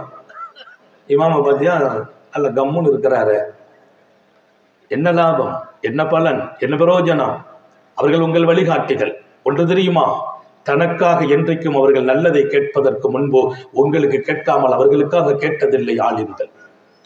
ஆலிம்கள் தனக்காக கேட்டதில்லை, தன் சமூகத்திற்கு கேட்கிறார்கள், மக்களுக்கு கேட்கிறார்கள், நாட்டுக்கு கேட்கிறார்கள். அதற்கு பின்னால் தான் தனக்கு கேட்பாங்க. நான் அதிகமா அல்லாட்டு கேட்கறது, அல்லாஹ் இந்த நாட்டை நல்லாக்கு, நாட்டு மக்களை நல்லாக்கு. எனக்கு ஒரு சகோதரர் இருக்கிறார், இந்து மத சகோதரர். அவர் அடிக்கடி சொல்வார், இறைவன் எங்களுக்கு பிரார்த்தனை செய்யுங்கள், அவர் பேரை சொல்லி நான் பிரார்த்தனை செய்வேன். என் சகோதர மதத்தவர், அவர் நல்லாக்கிவை, அவர் குடும்பத்தில் சில பிரச்சனை, அவருக்கு நிம்மதியை கொடு. நண்பர்களை நினைத்து பாருங்கள்.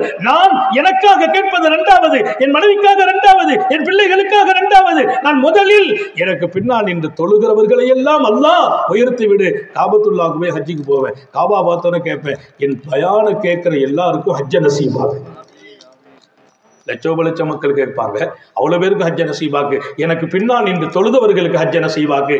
நான் துஆ செய்தேனே, ஆமீன் சொன்னாங்களே, அவங்களுக்கு ஹஜ்ஜ நசீபாக்கு. எனக்கு யாராவது ஹெல்ப் பண்ணாங்களே, அவங்களுக்கு ஹஜ்ஜ நசீபாக்கு. அதுக்கு பின்னால் என் மனைவி மக்களுக்கு நான் கேட்டிருக்கிறேன். எந்த இமாம்களை குறை சொல்கிறீர்கள்? எந்த ஆலிம்களை பற்றி புறம் பேசுகிறீர்கள்? நீங்க நல்லா இருக்கணும், இந்த உலகத்தில் துடிக்கும் ஒரு ஆன்மா இருக்கும் என்றால் அவர்கள் ரசூலின் வாரிசுகளான எங்கள் ஆலிம்கள். மனதில் பதிவு செய்யுங்கள். உலமாக்களை கண்ணியப்படுத்துகிற போதெல்லாம் நீங்கள் கண்ணியப்படுகிறீர்கள். உங்களை அல்லாஹ்வே கண்ணியப்படுத்துவான். உலமாக்களின் கரத்தை பிடித்து பாருங்கள், அங்கே ரசூலுல்லாஹ்வின் துஆ கிடைக்கும். நான் அலிமுங்கிறது நான் அதை பெருசா நினைக்கல. ஆனால் ஒரு சின்ன ஆலிமை கூட நான் ரொம்ப கண்ணியமாக கை கொடுக்குறது, துவா செய்கிறது, எல்லாரும் நெருங்கி இருக்கிறதுக்கு வாய்ப்புகளை கொடுக்கிறது. ஏன்? அவர் ஆலிம், அவர் அல்லாஹ்வோடு ரசூலோட அழகிய தொடர்பை பெற வேண்டும். அல்லாஹ்ட்ட கேட்ப, இவர்களை உன் தொடர்பில் ஆக்கி வை, அவங்க துவாவில் என்ன சேர்த்து வை. அல்லாஹ் எல்லாருக்கும் தௌஃபீக் செய்வாங்க. 5 விஷயம் நோம்பு முறிக்கணும். இன்னும் 3 நிமிஷம் தான் இருக்குது நான் முடிக்கிறதுக்கு. நான் எவ்வளோ நேரம் பேசினாலும் நீங்கள் இருப்பீங்கிறதெல்லாம் தாண்டி அப்புறம் யோசிப்பீங்க, அசத்தை கூப்பிட்டா ரொம்ப நேரம் அப்படிலாம் யோசிக்கிறதுக்கு உள்ளது இல்லை இந்த விஷயம். நீங்கள் ஆசைப்படணும், இன்னும் பேசணும்னு நாங்கள் முடிச்சுக்கிடுவோம், அவ்வளோதான். இது அலுப்பு தட்டுகிற விஷயம் அல்ல. என்ன அலுப்பு தட்டிட்டோம்னா நீங்கள் குற்றவாளி ஆகிடுவீங்க. என்ன குற்றவாளி? அல்லாஹ்வை பற்றி பேசுகிறேன், அல்லாஹ் சொன்ன வாழ்க்கையை சொல்றேன், அண்ணல் எம் பெருமானாரை பேசுகிறேன், அழகான எதிர்காலம் வரணும்னு கேட்கிறேன், நீங்க நல்ல மனுஷனா வாழணுங்கிற, இறைவனையே நீங்கள் அடையணுங்கிற. நீங்க உலகத்தை விட்டு கண்ணை மூடி மூச்சு பெரியும் போது சுத்தி இருக்கிறவங்க எல்லாம் நல்ல மனுஷன் போறார், நல்ல மனுஷன் போறான்னு சொல்லணும். மனைவி சொல்லணும், அருமையான என் கணவர். புள்ள சொல்லணும், இப்படி ஒரு தகப்பன் இல்லை என்று. உன் நண்பர்கள் இப்படி நண்பர்கள் இல்லைன்னு சொல்லணும். அப்படி மனிதர்களாக உங்களை மாற்றுவதற்கு பேசுகிறோம். இந்த பேச்சை இல்லைன்னு நீங்கள் அலுப்பு தட்டினா அது நியாயமாக? அதுக்கு முந்தி முடிப்போம். அசத்து கிட்ட வர்றாங்கன்னா ஒன்று முடிங்கம்பாங்க, அல்லது கூட்டுங்கம்பாங்க. முடிங்கன்னு சொல்ல வரல, கொஞ்சம் கூட்ட சொல்லுவாங்க, அவ்வளோதான். பார்த்துக்கிடுவோம். அது உலமாக்களுடைய வார்த்தையை மறுக்கிறது இல்லை. இங்கே நாங்கள் ஷேக் அல்ல, அவங்க தான் எங்களுக்கு ஷேக். அதற்கு நம்ம முறியது பையத்தானவங்க, அவங்க சொல்லுக்கு நம்ம கட்டுப்படுவோம், பேசுவோம் இன்ஷா அல்லாஹ். இன்ஷா அல்லாஹ். எனவே அன்பர்களே, 5 விஷயம் நோன்பில் வரக்கூடாது. 1, பொய் சொல்லாதீர்கள். 2வது, புறம் பேசாதீங்க, யாரை பத்தியும் பேசக்கூடாது. அதான் நான் சொன்னேன், 100க்கு 100 வாயை மூடுறதா ரமதானுக்கு சிறப்பு. நான் ரொம்ப பேசவே மாட்டேன். ரமதானில் லுஹர் தொழுதுட்டு ஒரு 3/4 மணி நேரம் 1 மணி நேரம் பயான் இருக்கும். அந்த பயான்லாம் சும்மா லேசு பயான் இல்லை, ஒரு ஜும்மா விட பெருங்கூட்டம் உட்காந்துருப்பாங்க. ரமதான் 1 மாதம் ஊரோட ஹதீஸ், புகார் ஷரீஃபு, இது மாதிரி ஹதீஸுகளை பாடம் நடத்துவோம். அவ்வளோதான். பேசி முடிச்சுட்டு உட்காந்து குர்ஆன் ஓதுவோம், கொஞ்சம் நேரம் ஓய்வு எடுப்போம். மக்கள் நிறைய பேர் ரமதானில் கிட்ட பேசுறது நான் கொஞ்சம் அவாய்ட் பண்ண. நான் சொல்வேன், நான் கொஞ்சம் நிம்மதியும், இன்னொரு பக்கம் இறைவனும், இன்னொரு பக்கம் முராக்கபா, இன்னொரு பக்கம் முஷாஹதா, அல்லாஹ்வுடைய நினைவில் அவன் சிந்தனையில் இருக்க பிரியப்படுகிறேன். ஏதாவது சட்டம் தேவைனா கேளுங்க, மசாயில் தேவைனா கேளுங்க. அதிகமாக பேச வந்துட்டா திடீர்னு பேசிகிட்டே இருப்பாங்க, சட்டமாக கேட்பாங்க, திடீர்னு சொல்லுவாங்க, வரவர உங்க முத்தவழி சரியில்லையேம்பாங்க. நம்மளையும் சேர்த்து பாவத்தில் இழுத்து நம்ம நோம்பையும் சேர்த்து மொத்தமாக வாங்கிட்டு போயிடுறது. எங்கள் முத்தவல்லிகளும் எங்கள் பள்ளிவாசல் நிர்வாகிகளும் அவர்கள் தியாகிகள். அவர்களுக்கு என்ன பேரு தெரியுமா? அல்லாவின் வீட்டின் பணியாளர்களே என்று அல்லாஹ் அழைப்பான். அல்லாவின் வீட்டின் பணியாளர்களே என்று அழைப்பான். யாரை? பள்ளிவாசலின் நிர்வாகிகளை. நான் நிர்வாகிகளுக்கு சொல்கிறேன், நீங்கள் அல்லாவின் வீட்டின் பணியாளர்கள். அழகாக உங்கள் பணி தொடரட்டும், அருமையாக தொடரட்டும். உங்களுக்கு பணி செய்கிற இடத்தில் உங்கள் மஸ்ஜிதின் அலங்காரமான ஆலிம்களை, உலமாக்களை, அவர்கள் தேவை யாரிடத்திலும் சொல்லக்கூடாத அளவிற்கு அவர்களின் தேவையை நிறைவு செய்யும் இடத்தில் உங்கள் நிர்வாகம் இருக்கட்டும். ஆலிம்களின் கண் குளிர்ச்சியில் நிர்வாகம் இருப்பது அது இறைவனுக்கே பொருத்தமாகும். இங்கே ஒரு மஸ்ஜித் ஆபாத் ஆகிறது. அல்லாஹ் இதை முழுமைப்படுத்துவானாக. விரைவாக கட்டிடத்தை நிறைவாக்கி திறக்கச் செய்வானாக. இங்கு சாலிஹீங்கள் வளர்வதற்கும் வருவதற்கும் போவதற்கும் தௌஃபீக் செய்வானாக. இதுல வேலைப்படி பாக்கி இருந்தா முடிச்சு வைக்கணும். யாராவது ஆசைப்பட்ட நான் முடிச்சு தர்றேன்னு சொல்லுங்க. உங்களுக்கு இதுக்கு பகரமா ரசூல் சொன்னாங்க, வன் பனால் இல்லாய் பைத்தன் பனல்லாஹு பில் ஜன்னா பைத்தன் பில் ஜன்னா. அல்லாஹ்வுக்காக நீங்க ஒரு வீடு கட்டி கொடுங்க. அது அல்லாஹ்வை நினைக்கிறதுக்குள்ள இடம். உங்களுக்கு ஒரு வீடு அல்லாஹ் சொர்க்கத்துல கட்டி கொடுப்பான்னா. அதனால உங்களுக்கு யாராவது பிரியம் இருந்தா இதுல பாக்கி வேலை பூச்சிமானத்துக்கு நான் ஒரு 50 மூட்டை சிமெண்ட் அனுப்புறேன், இல்ல இதனுடைய வேலைகள் உள்பணிகளை முடிவு செய்யறதுக்கு நான் டைல்ஸுகளை நான் வாங்கி தர்றேன், யாராவது மனசு வச்சா சொல்லிட்டு போயிருங்க. இப்ப சொல்லிடணும், ஏன்னா நாளைக்கு சொல்லுன்னு நினைப்பீங்க. அதுக்குள்ள சைத்தான் வந்து சொல்லுவான், சரி அடுத்த வருஷம் பார்த்துக்கிடுவோமே.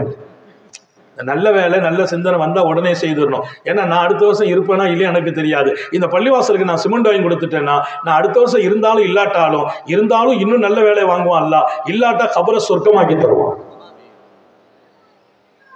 அல்லாஹ். இந்த பள்ளியை முழுமையாக்குவானாக. இதற்கு உதவி செய்கிறவர்களை இங்கிருந்தும் அவன் தேர்ந்தெடுப்பானாக. சங்கை மிக்கவர்களே, புறம் பேசாதீர்கள். யாரை பற்றியும் புறம் பேசாதீர்கள். அவர் சரியில்லை, இவர் சரியில்லை. ஏப்பா, அவர் சரியில்லை நீங்க சொல்ற, எதை வச்சு சொல்ற? அவருக்கு நல்ல மாதிரிலாம் நடக்கல. உன் பக்கம் கொஞ்சம் திரும்பி பார். நீ பல இடத்துல சரியில்லாத ஆளா இருந்திருக்க. ஒருத்தரை போய் நீ குறை சொல்றன்னா அந்த வாக்கு உங்ககிட்ட இருக்கும்.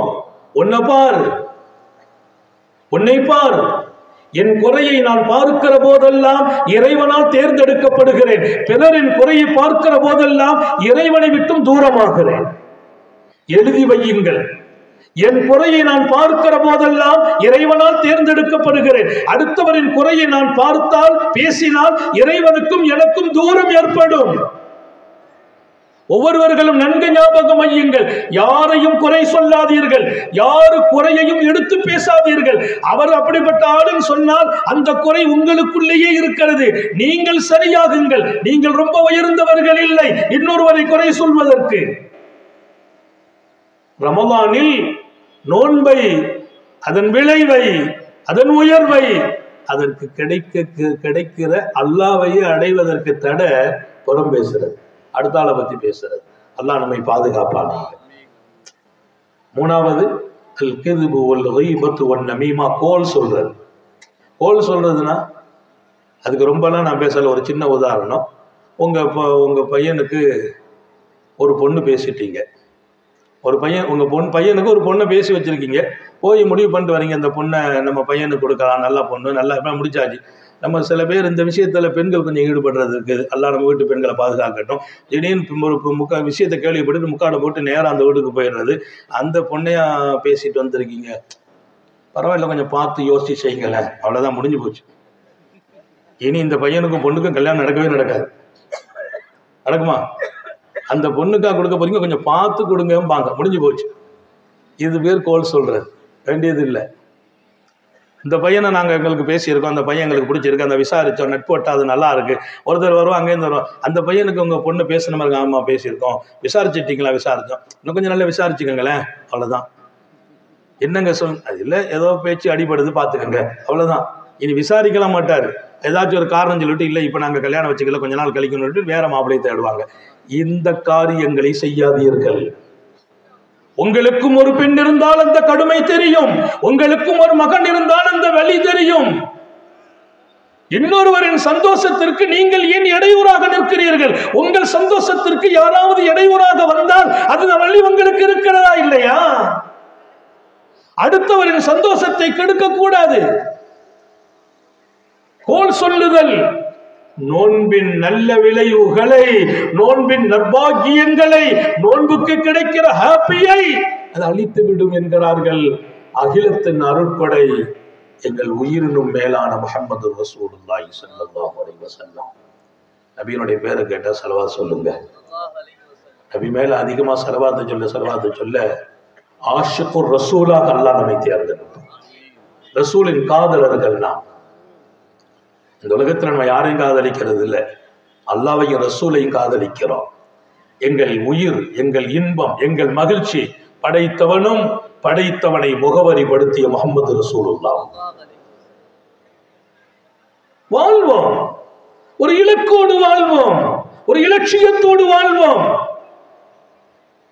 வாழ்க்கை என்பது அழகாகுவதற்கு அவங்களை குறை சொல்றதும் இவங்களை குறை சொல்றதும், அவங்களை டச் பண்றதும் இவங்களை டச் பண்றதும், அவர் எனக்கு கஷ்டம் கொடுத்துட்டார் அவரை பழி வாங்காம விட மாட்டேன், அதுக்கு நல்ல வாழ்க்கையா? உனக்கு அவர் கஷ்டம் கொடுத்ததற்காக பழி வாங்க வேண்டுமா? பழி வாங்கும் குணம் மிக மிக விரோதமான குணம்.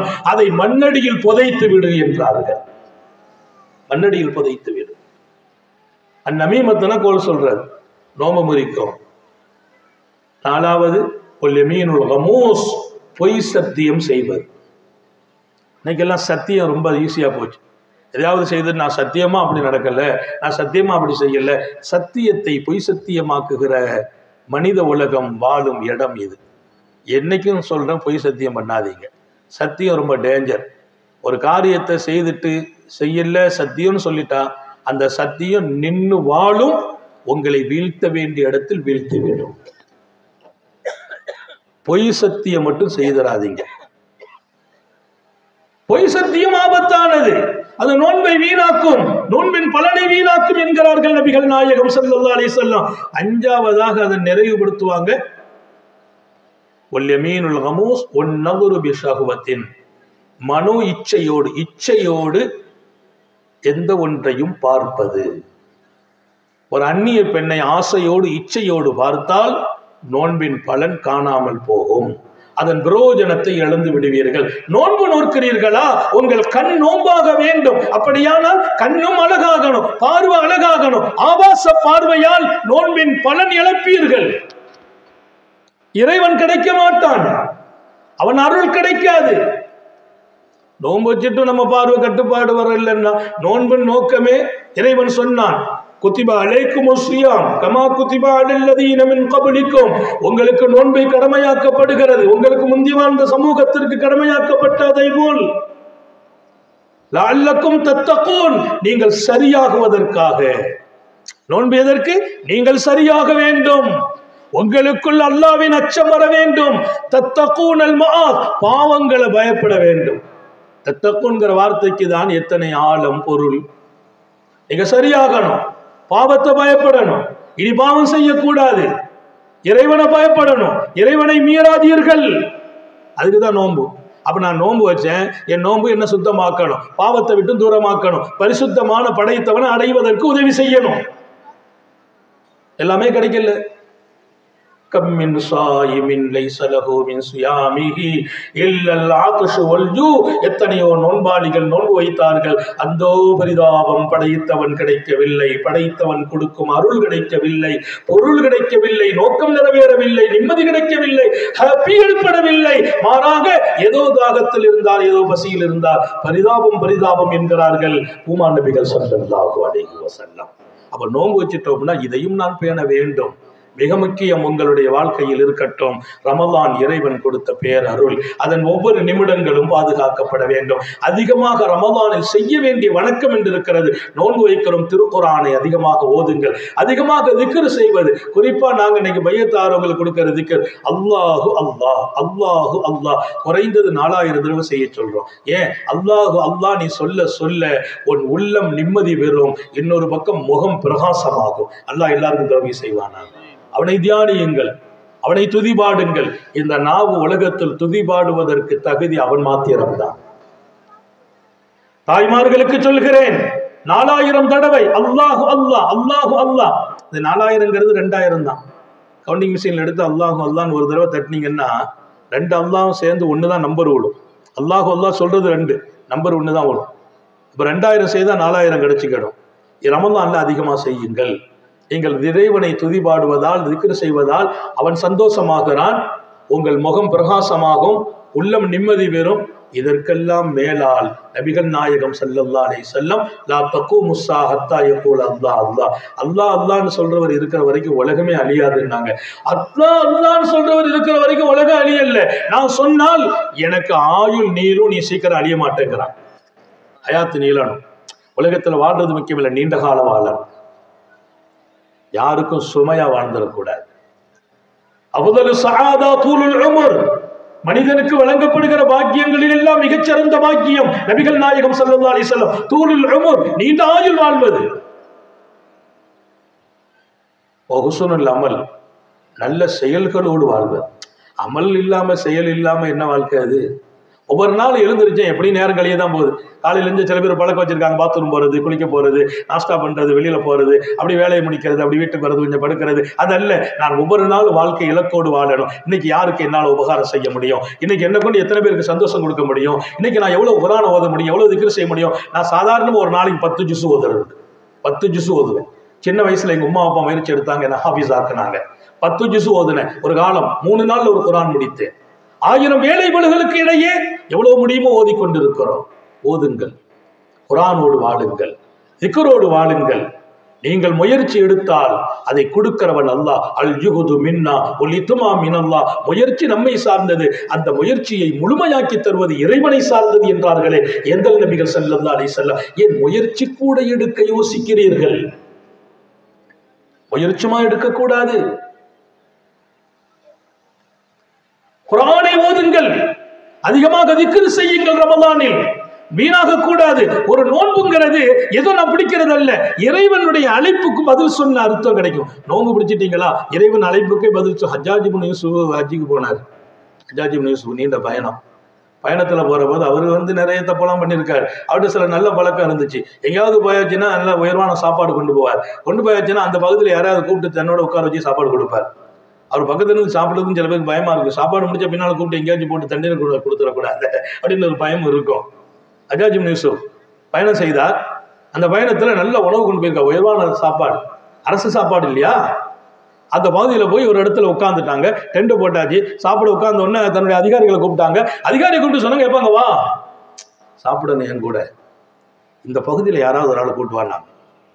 அந்த பகுதி என்னன்னா பாலைவன பகுதி, ஒருத்தர் மனுஷனே நடமாடாத பகுதி. யாராவது ஒருத்தர் கூட்டு வாப்பாங்கிறார் மாமன்னர் ஹஜ்ஜாஜ். அசத்து கொஞ்சம் நேரத்தை கூட கொடுத்ததுனால கூட்டி பேசுறேன். சில இடத்துல 10 நிமிஷம் கூட்டுங்கம்பாங்க, 15 நிமிஷம் பாங்க.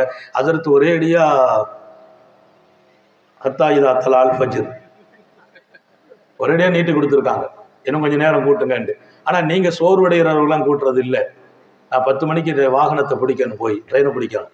அதில் உங்களை கவனத்தில் வச்சுக்கோங்க. இன்னும் ஒரு சில நிமிடங்களில் ஹஜ்ஜாஜ் இப்னு யூசுப் போனார், உட்கார்ந்தார், வாகனத்தில் இருக்கிறார், கீழே இறங்கினார், சாப்பாடு கொண்டு வச்சாங்க. வச்சவொன்னு அவர் பேரரசர், நாட்டின் அரசர். அவர் சொன்னார், என் கூட இந்த சாப்பாடை சேர்ந்து சாப்பிடணும்பா. ஏன்னா அல்லாஹ்வை திருப்திப்படுத்துற காரியங்கள்ல ஒண்ணு விருந்தாளிக்கு விருந்து கொடுக்கிறார். அல்லாஹ் நம்ம எல்லாருக்கும் உதவி செய்வாங்க. விருந்தாளிக்கு சாப்பாடு கொடுக்கணும். யாராவது பசிக்குதுன்னா சாப்பாடு கொடுத்துருங்க. யாராவது பசிக்குதுன்னு கேட்டா இல்லைன்னு சொல்லாதீங்க. அவர் யாரு, அவர் வசதியான ஆளா, எந்த மதம், எந்த ஜாதி பார்க்கவே கூடாது. பசிக்குதுன்னாரா அவருக்கு சாப்பாடு வாங்கி கொடுத்துருங்க. ஏன் அல்லாஹ் சொன்னான், என்னை உங்கள்கிட்ட பசிக்குன்னு ஒருத்தவன் நிக்கிறானா அவனை நீ கவனி, கொடுத்துரு. இல்லைன்னு சொன்னா அதனுடைய நஷ்டம் என்ன தெரியுமா? ஒரு அடியான் தன் தர்பாருக்கு வந்தான். வந்தபோது அல்லாஹ் உன்னை தேடி வாழ்ந்தேன், உன்னை அடைவதற்காக பாடுபட்டேன், நீ எங்கே இருப்பாயோ அங்கெல்லாம் ஓடினேன், எனக்கு நீ கிடைத்தாயான்னு தெரியல. அல்லாஹ் சொன்ன, என்னப்பா நீ ஊரு பூரா என்ன போய் தேடி இருக்க? உங்க வீட்டு வாசல் நான் ஒரு நாள் வந்து நின்றேன். உங்கள் வீட்டு வாசலில் ஒரு நாள் நான் வந்து நின்றேன். நீயா? ரப்புல் ஆலமீன், அந்த ரப்புல் ஆலமீன் நீ படைத்து பரிபாலிக்கும் இரட்சகன் இல்லையா? எங்க வீட்டு வாசலுக்கு நீ எப்போது வந்தாய் ரப்பே என்று அடியான் கேட்பான். அன்று ஒரு நாள் என் அடியான் ஒருவன் பசிக்குது என்று உன் வீட்டு வாசலில் நின்றான் இல்லையா? அப்போது நீ அவனை கண்டுகொள்ளவே இல்லை.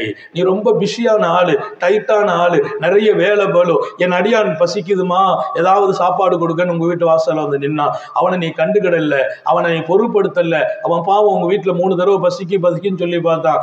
மனைவியோ குடும்பமோ யாரும் அதை கண்டுக்கிடாம விட்டுட்டாங்க. அவன் போயிட்டான். அந்த மிஸ்கின், அந்த யாசகன் பசிக்குது என்று நின்றானே, அவனை நீ கவனித்து சாப்பாடு கொடுத்திருந்தால் அங்கே நான் கிடைத்திருப்பேன். அங்கே நான் கிடைத்திருப்பேன். யார்? இறைவன் சொன்ன வார்த்தை. அல்லாஹ் கிடைப்பதற்கு பசித்தவர்களுக்கு ருசிக்க தாருங்கள். எத்தனை பேர் வீதியில் படுத்து பசியோடு துடித்துக் கொண்டிருக்கிறார்கள். எத்தனை பேர் சாப்பாடு இல்லாமல் சிரமப்படுகிறார்கள். நம்ம கையில வசதி இருக்குமா? கொஞ்சம் சாப்பாடு தயார் பண்ணுங்கள். பசித்திருக்கிறவர்களை நோக்கி பயணமாகி கொண்டு கூடுங்கள். அவர் சாப்பிட்டு விட்டு வானத்தை பார்த்து, இறைவா எனக்கு இவன் பசியாரச் செய்தானே, இவனை நல்லாக்குன்னு அவர் கேட்பார். அவர் கேட்டால் நீங்க நல்லாவே இருப்பீர்கள். அவர் கேட்கவே இல்லை, உங்களை நல்லாக்கி விடுவான் படைத்தவன் இறைவன். என் அடியானின் பசியை நீ தனித்தாய். அவன் தான் படைச்சான், அவன் தான் உங்க கையில பணத்தை கொடுத்தான், அவன் தான் அவனையும் படைச்சான், அவனை பசியாக்கி வச்சான். ஏன் தெரியுமா? உங்க மூலமா அவனுக்கு பசி அமர்ந்து அதன் வழியா அவன் வழியா உங்களுக்கு அல்லாஹ் கிடைக்கும். அவன் எவ்வளவு ரகசியம் உள்ளவன் இறைவன். எல்லாரையும் சமமா படைச்சிருக்கலாமே, எல்லாரையும் இறைவன் சமமா படைச்சிருக்கலாம், படைக்கல. அவனை ஏழையாக படைத்தான், அவனை வாங்கும் இடத்தில் வைத்தான், உங்களை கொடுக்கும் இடத்தில் வைத்தான். ஏன் தெரியுமா? நீங்கள் கொடுத்து இறைவனை அடைய வேண்டும். அவன் வாங்கினான் இல்லையா? அவன் வாங்கினதுனாலதான் உங்களுக்கு இறைவன் கிடைச்சான். இறைவன் அவன் கையில கொடுத்து உங்களை வாங்க வைக்கலாம். அவன் எல்லாம் செய்வான். உங்கள் கையில் இருக்கும் போதே நீங்கள் பல பேருக்கு கொடுங்கள். உங்கள் சொத்தும் பாதுகாக்கப்படும். நீங்கள் கொடுத்ததற்காக கூலியாக அல்லாஹ்வின் அருளே கிடைக்கும். ஹஜ்ஜாஜ் இப்னு யூசுப் நீண்ட பயணத்தில் இருக்கிறார், உயர்வான உணவு கொண்டு வந்திருக்கிறார், பேரரசர். இப்போ அந்த பகுதியில் யாராவது ஒருத்தரை கூப்பிட்டு வா என் கூட உட்காந்து சாப்பிடணும்னா அங்கங்கே போய் தேடினாங்க, ஒருத்தரையும் காணல. ஒருத்தர் மாத்திரம் ஒரு மரத்தடி அங்கே அந்த பாலைவனத்தில் ஒரு நிழலை தேடி உட்காந்து ஒரு மலை பக்கத்தில் படுத்து சுருண்டு படுத்து இருக்கிறார். இவங்க போனாங்க. அதிகாரிகளுக்கு என்ன பயம்னா, அவர் கூப்பிட்டு வானா கூப்பிட்டு போயிடணும், சும்மா போனால் இவங்களுக்கு போகிற அடி விழுந்துடும். அதனால அவங்களுக்கு போய் யாரையாவது கூட்டு போகணுமே. அந்த பகுதியில் ஆளே நடமாட்டம் இல்லை. அரசர் உட்கார்ந்து ஒருத்தரை கூப்பிட்டு வாங்குறா. நேரா போனாங்க. ஒருத்தர் மலை அடிவாரத்துல உருண்டு சுருண்டு படுத்திருக்கிறார். அவரை எழுப்பி, வாப்பா சாப்பாடு. நான் வரலன்றார். நிறைய நேரத்துல நம்ம சாப்பாடு கொடுக்கறதுக்கு ஆளை தேடுவோம், யாரும் கிடைக்க மாட்டாங்க. நீங்க புரிஞ்சுக்கங்க, அல்லாஹ் நாடினால் உன்னை கொடுப்பதற்கு வாய்ப்பை கொடுத்து நீ தேடும் போது கிடைக்காது. அவன் உன்னை தேடி வாய்ப்பை உங்க வீட்டு வாசல்ல வந்து நிறுத்துவான். அவனை நீ மிஸ் பண்ணிடுவ. நீ கொடுக்க தேடுவ, துன்யாபுரம் தேடினால் வாங்க ஆள் இருக்காது. நீ நினைக்கலாம் இன்னைக்கு கொடுக்கல நாளைக்கு கொடுக்கலாம் என்று. நாளைக்கு கொடுக்கிற வாய்ப்பை உனக்கு அவன் கொடுப்பதில்லை. இன்று கொடுத்த வாய்ப்பை நீ மிஸ் பண்ணியதால். வாய்ப்புகள் வரும்போது பயன்படுத்துங்கள். அவன் கொடுக்கிற போது பயன்படுத்துங்கள். அவன் கொடுத்த சொத்தும் சுகமும் நீங்கள் மாத்திரம் அனுபவிப்பதற்கு அல்ல, ஆயிரம் ஆயிரம் ஏழைகள் வாழ்வதற்கு, கண்ணீரை துடைப்பதற்கு, கஷ்டப்படுகிறவர்களை சந்தோஷமாக்குவதற்கு உங்கள் பணமும் சொத்தும் உதவட்டும். பணம் மாத்திரம் கிடைக்க பெற்றவன் நல்ல மனிதன் அல்ல, பணத்தோடு நல்ல மனசும் கிடைக்க பெற்றவனே நல்ல மனிதன்.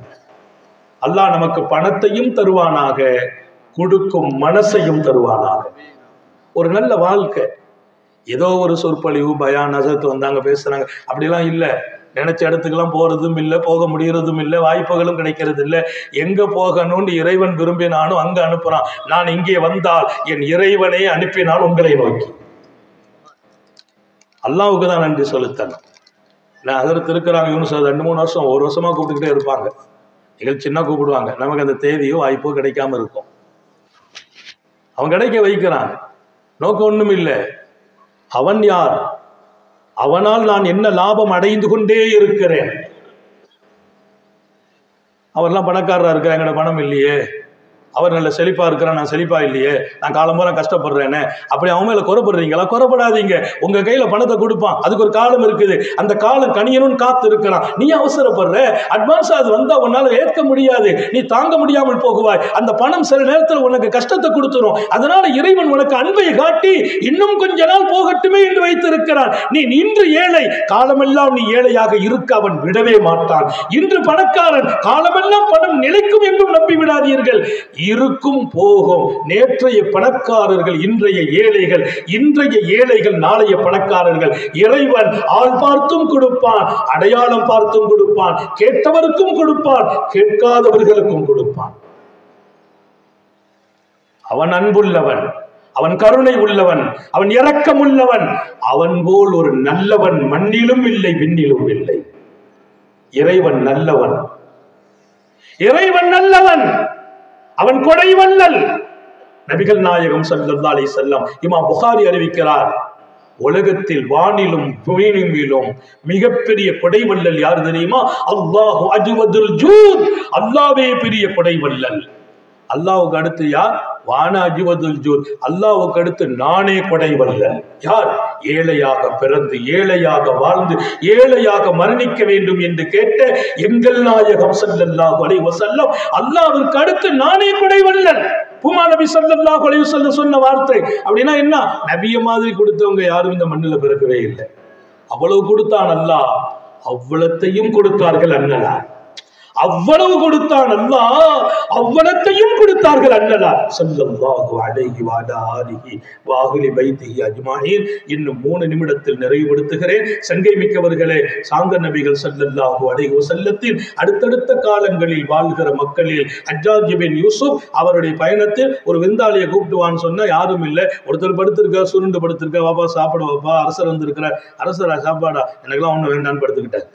எனக்கெல்லாம் ஒண்ணு வேண்டாம். நமக்கெல்லாம் அப்படி ஒரு வாய்ப்பு கிடைக்காத நிறைய பேர் வாங்குவாங்க. அவர் வேண்டான்னு படுக்கிறார். 2வது அவங்க உடல் அப்படி இப்படி ஆசையை காட்டி கடைசியில் வரல தூக்கிட்டு வந்துட்டாங்க. அவரை தூக்கி கொண்டு வந்துட்டாங்க அரசர் தர்பாருக்கு. அரசரை வந்து உட்காருப்பான்னு அவர் ஒன்றும் சொல்ல உட்கார்ந்தார். சாப்பாடு எடுத்து வச்சாங்க. சாப்பாடு எடுத்து வச்சு நல்ல உயர்வான சாப்பாடு எடுத்தாலே அவ்வளவு மனமா வச்சிருக்கிறார் பேரரசர். அரசர்கள் சாப்பிட்ற உணவாச்சே. ஆனா என்ன ஒரே ஒரு விஷயம் நமக்கு சொல்லி தந்தாங்க, அடுத்தவங்களை பார்த்து நீ ஏங்காதேன்னாங்க. அதான் நம்ம எல்லாருக்கும் தௌஃபீக் செய்வாங்க. அவன் எப்படி இருக்கிறான்னு ஏங்காதே. ஏக்கம் வரும் வாழ்க்கை வாழ்வது அர்த்தம் இல்லை, அமைதியும் இல்லை. ஏக்கம் வரும் வாழ்க்கை வாழ்வதில் அர்த்தமும் இல்லை, அமைதியும் இல்லை. அமைதி போயிடும். அவன் அவன் அவன் அவன் நல்லா இருக்கான் நல்லா இருக்கான், நீ ஏங்கிட்டு இருப்பாய். நீ நல்லா இருக்கிறாய் என்று பார். அது எப்போது நடக்கும்? உனக்கு கீழே உள்ளவனை பார். ஆஹா, அவன் எவ்வளவு கஷ்டப்படுகிறான், நான் நல்லா இருக்கிறேன் என்று நினைப்பாய். நீ நல்லா இருக்கிறேன் என்று நினைப்பது வாழ்க்கையா? அவன் நல்லா இருக்கிறானே என்று ஏங்குவது வாழ்க்கையா? நீ நல்லா இருக்கிறேன் என்று நினைக்கிற அந்த வாழ்க்கை உனக்கு வேணுமா இல்லையா? உனக்கு கீழே உள்ளவனை பார் பார் பார். நீ மிகச்சிறப்பாக இருக்கிறாய் என்று உணர்வாய் உணர்வாய் உணர்வாய். கொடுத்தவனை நினைத்தே உன் மூச்சும் தெரியும். அதல்லவா வாழ்க்கை. ஏங்காதீர்கள் இன்னொருவரை பார்த்து.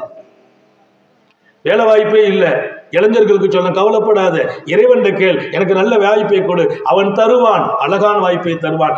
என்ன அவன் கேட்கும் போது நம்பிக்கையோடு கேளு, அவன் கொடுப்பாங்கிற நம்பிக்கையில. நான் அத்தனை நாள் கேட்டேன் இத்தனை நாள் கேட்டேன் கிடைக்கல, எங்க படைச்சவன் அவன் கொடுக்காம யாரு கொடுக்க போறா?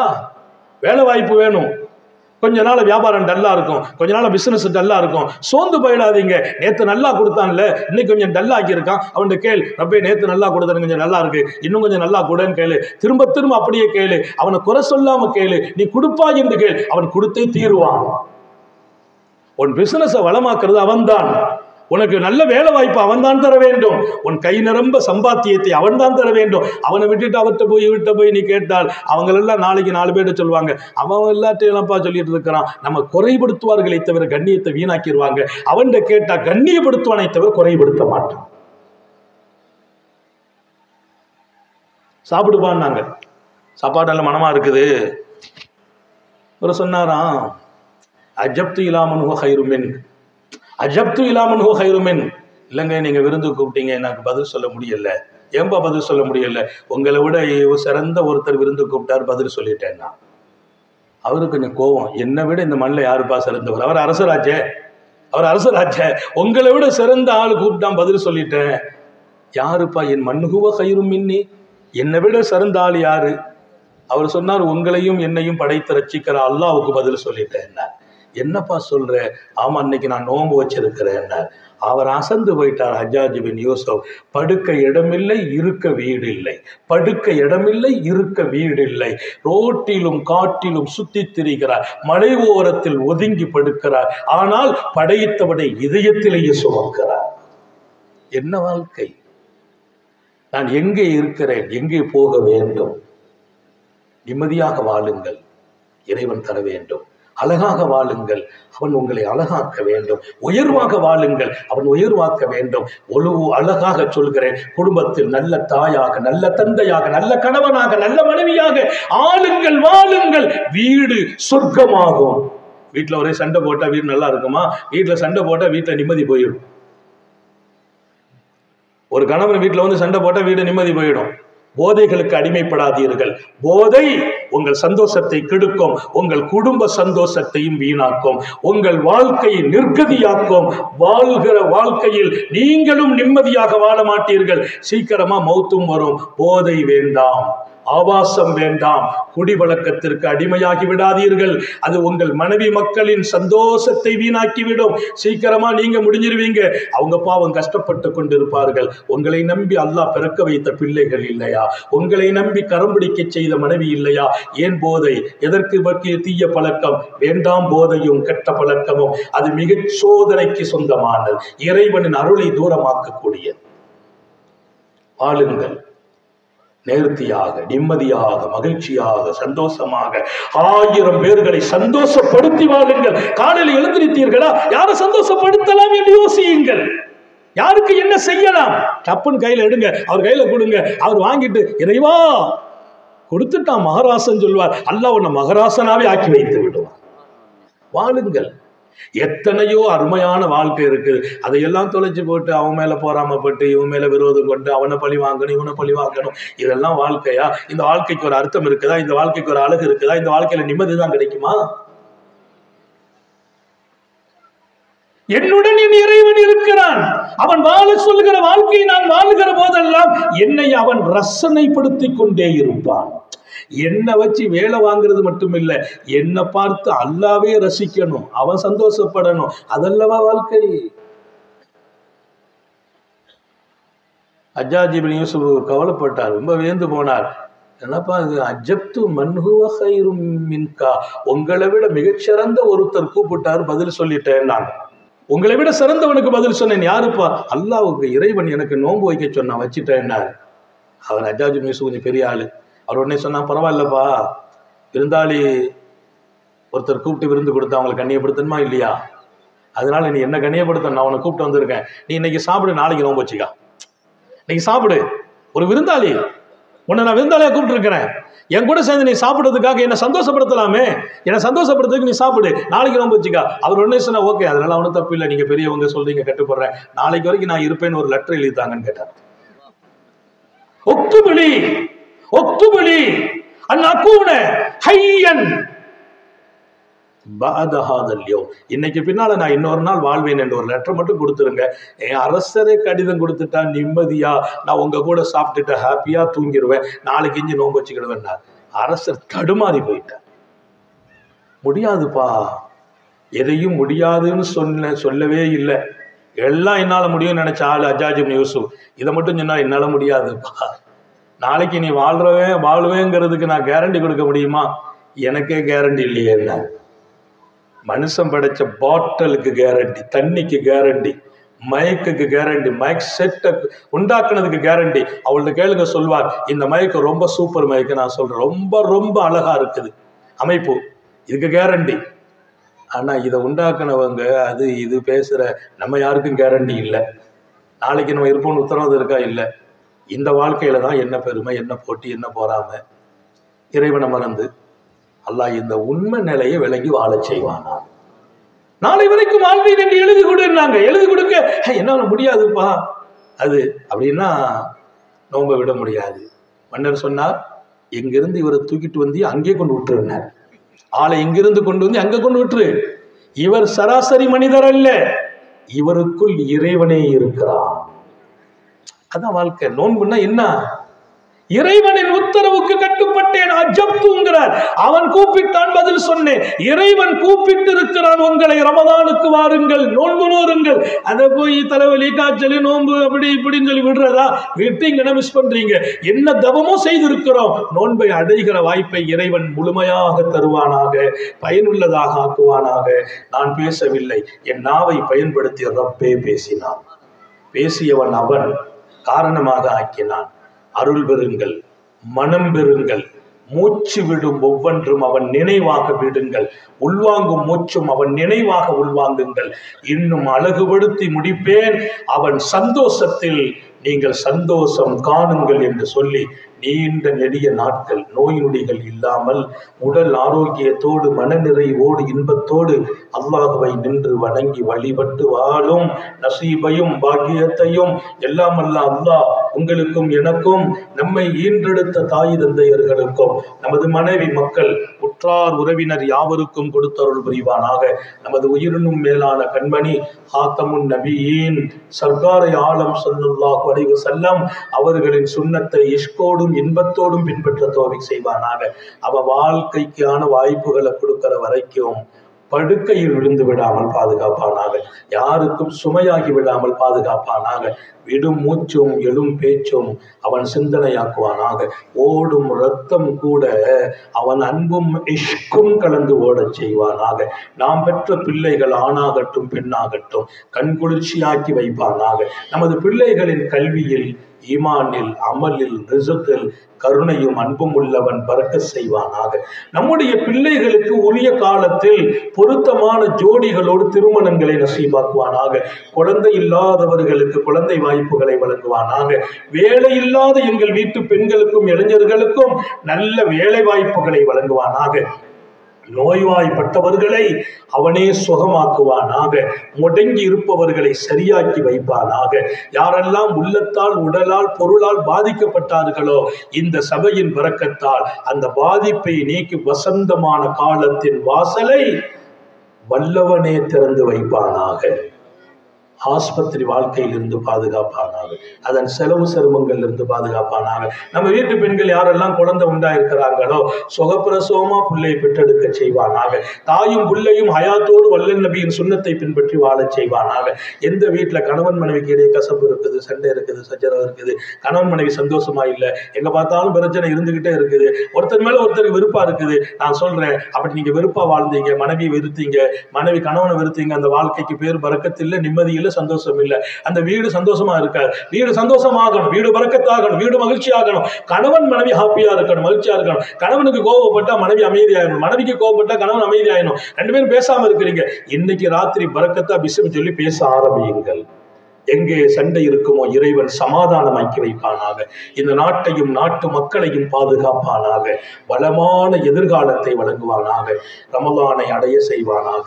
ரஜபில் பறக்க செய்வானா, ஷாபானில் பறக்க செய்வானா. ரமலானை அடைவதற்கும் அமல் செய்வதற்கும் உடலால் உள்ளத்தால் சூழ்நிலைகளால் சட்டங்களால் எல்லா வாய்ப்பையும் நிரம்ப வழங்குவானாக. நமது உயிரினும் மேலான கண்மணி காத்தமுன் நபியின் சர்க்காரை ஆலம் சுந்தர நபிகள் ஸல்லல்லாஹு அலைஹி வஸல்லம் அவர்களை கனவிலும் நனவிலும் கண்டுகளிக்கும் பெரும் பாக்கியத்தை அல்லாஹ் நம் எல்லோருக்கும் கொடுத்தருள் புரிவானாக என்ற நல்ல துஆக்களோடு பிரார்த்தனைகளோடு உங்கள் எல்லோருடைய துஆவை ஆதரவைத்து, குறிப்பாக எங்கள் உயிரினும் மேலான உத்தம நபி ஸல்லல்லாஹு அலைஹி வஸல்லம் அவர்களின் வாரிசுகளான உலமா பெருமக்களின் உயிரோட்டமான துஆவை ஆதரவைத்து என் வார்த்தைகளை நிறைவுபடுத்துகிறேன். வாஹிரு தஅவானா அல்ஹம்துலில்லாஹி ரப்பில் ஆலமீன். அஸ்ஸலாமு அலைக்கும் வரஹ்மத்துல்லாஹி வபரகாத்துஹு.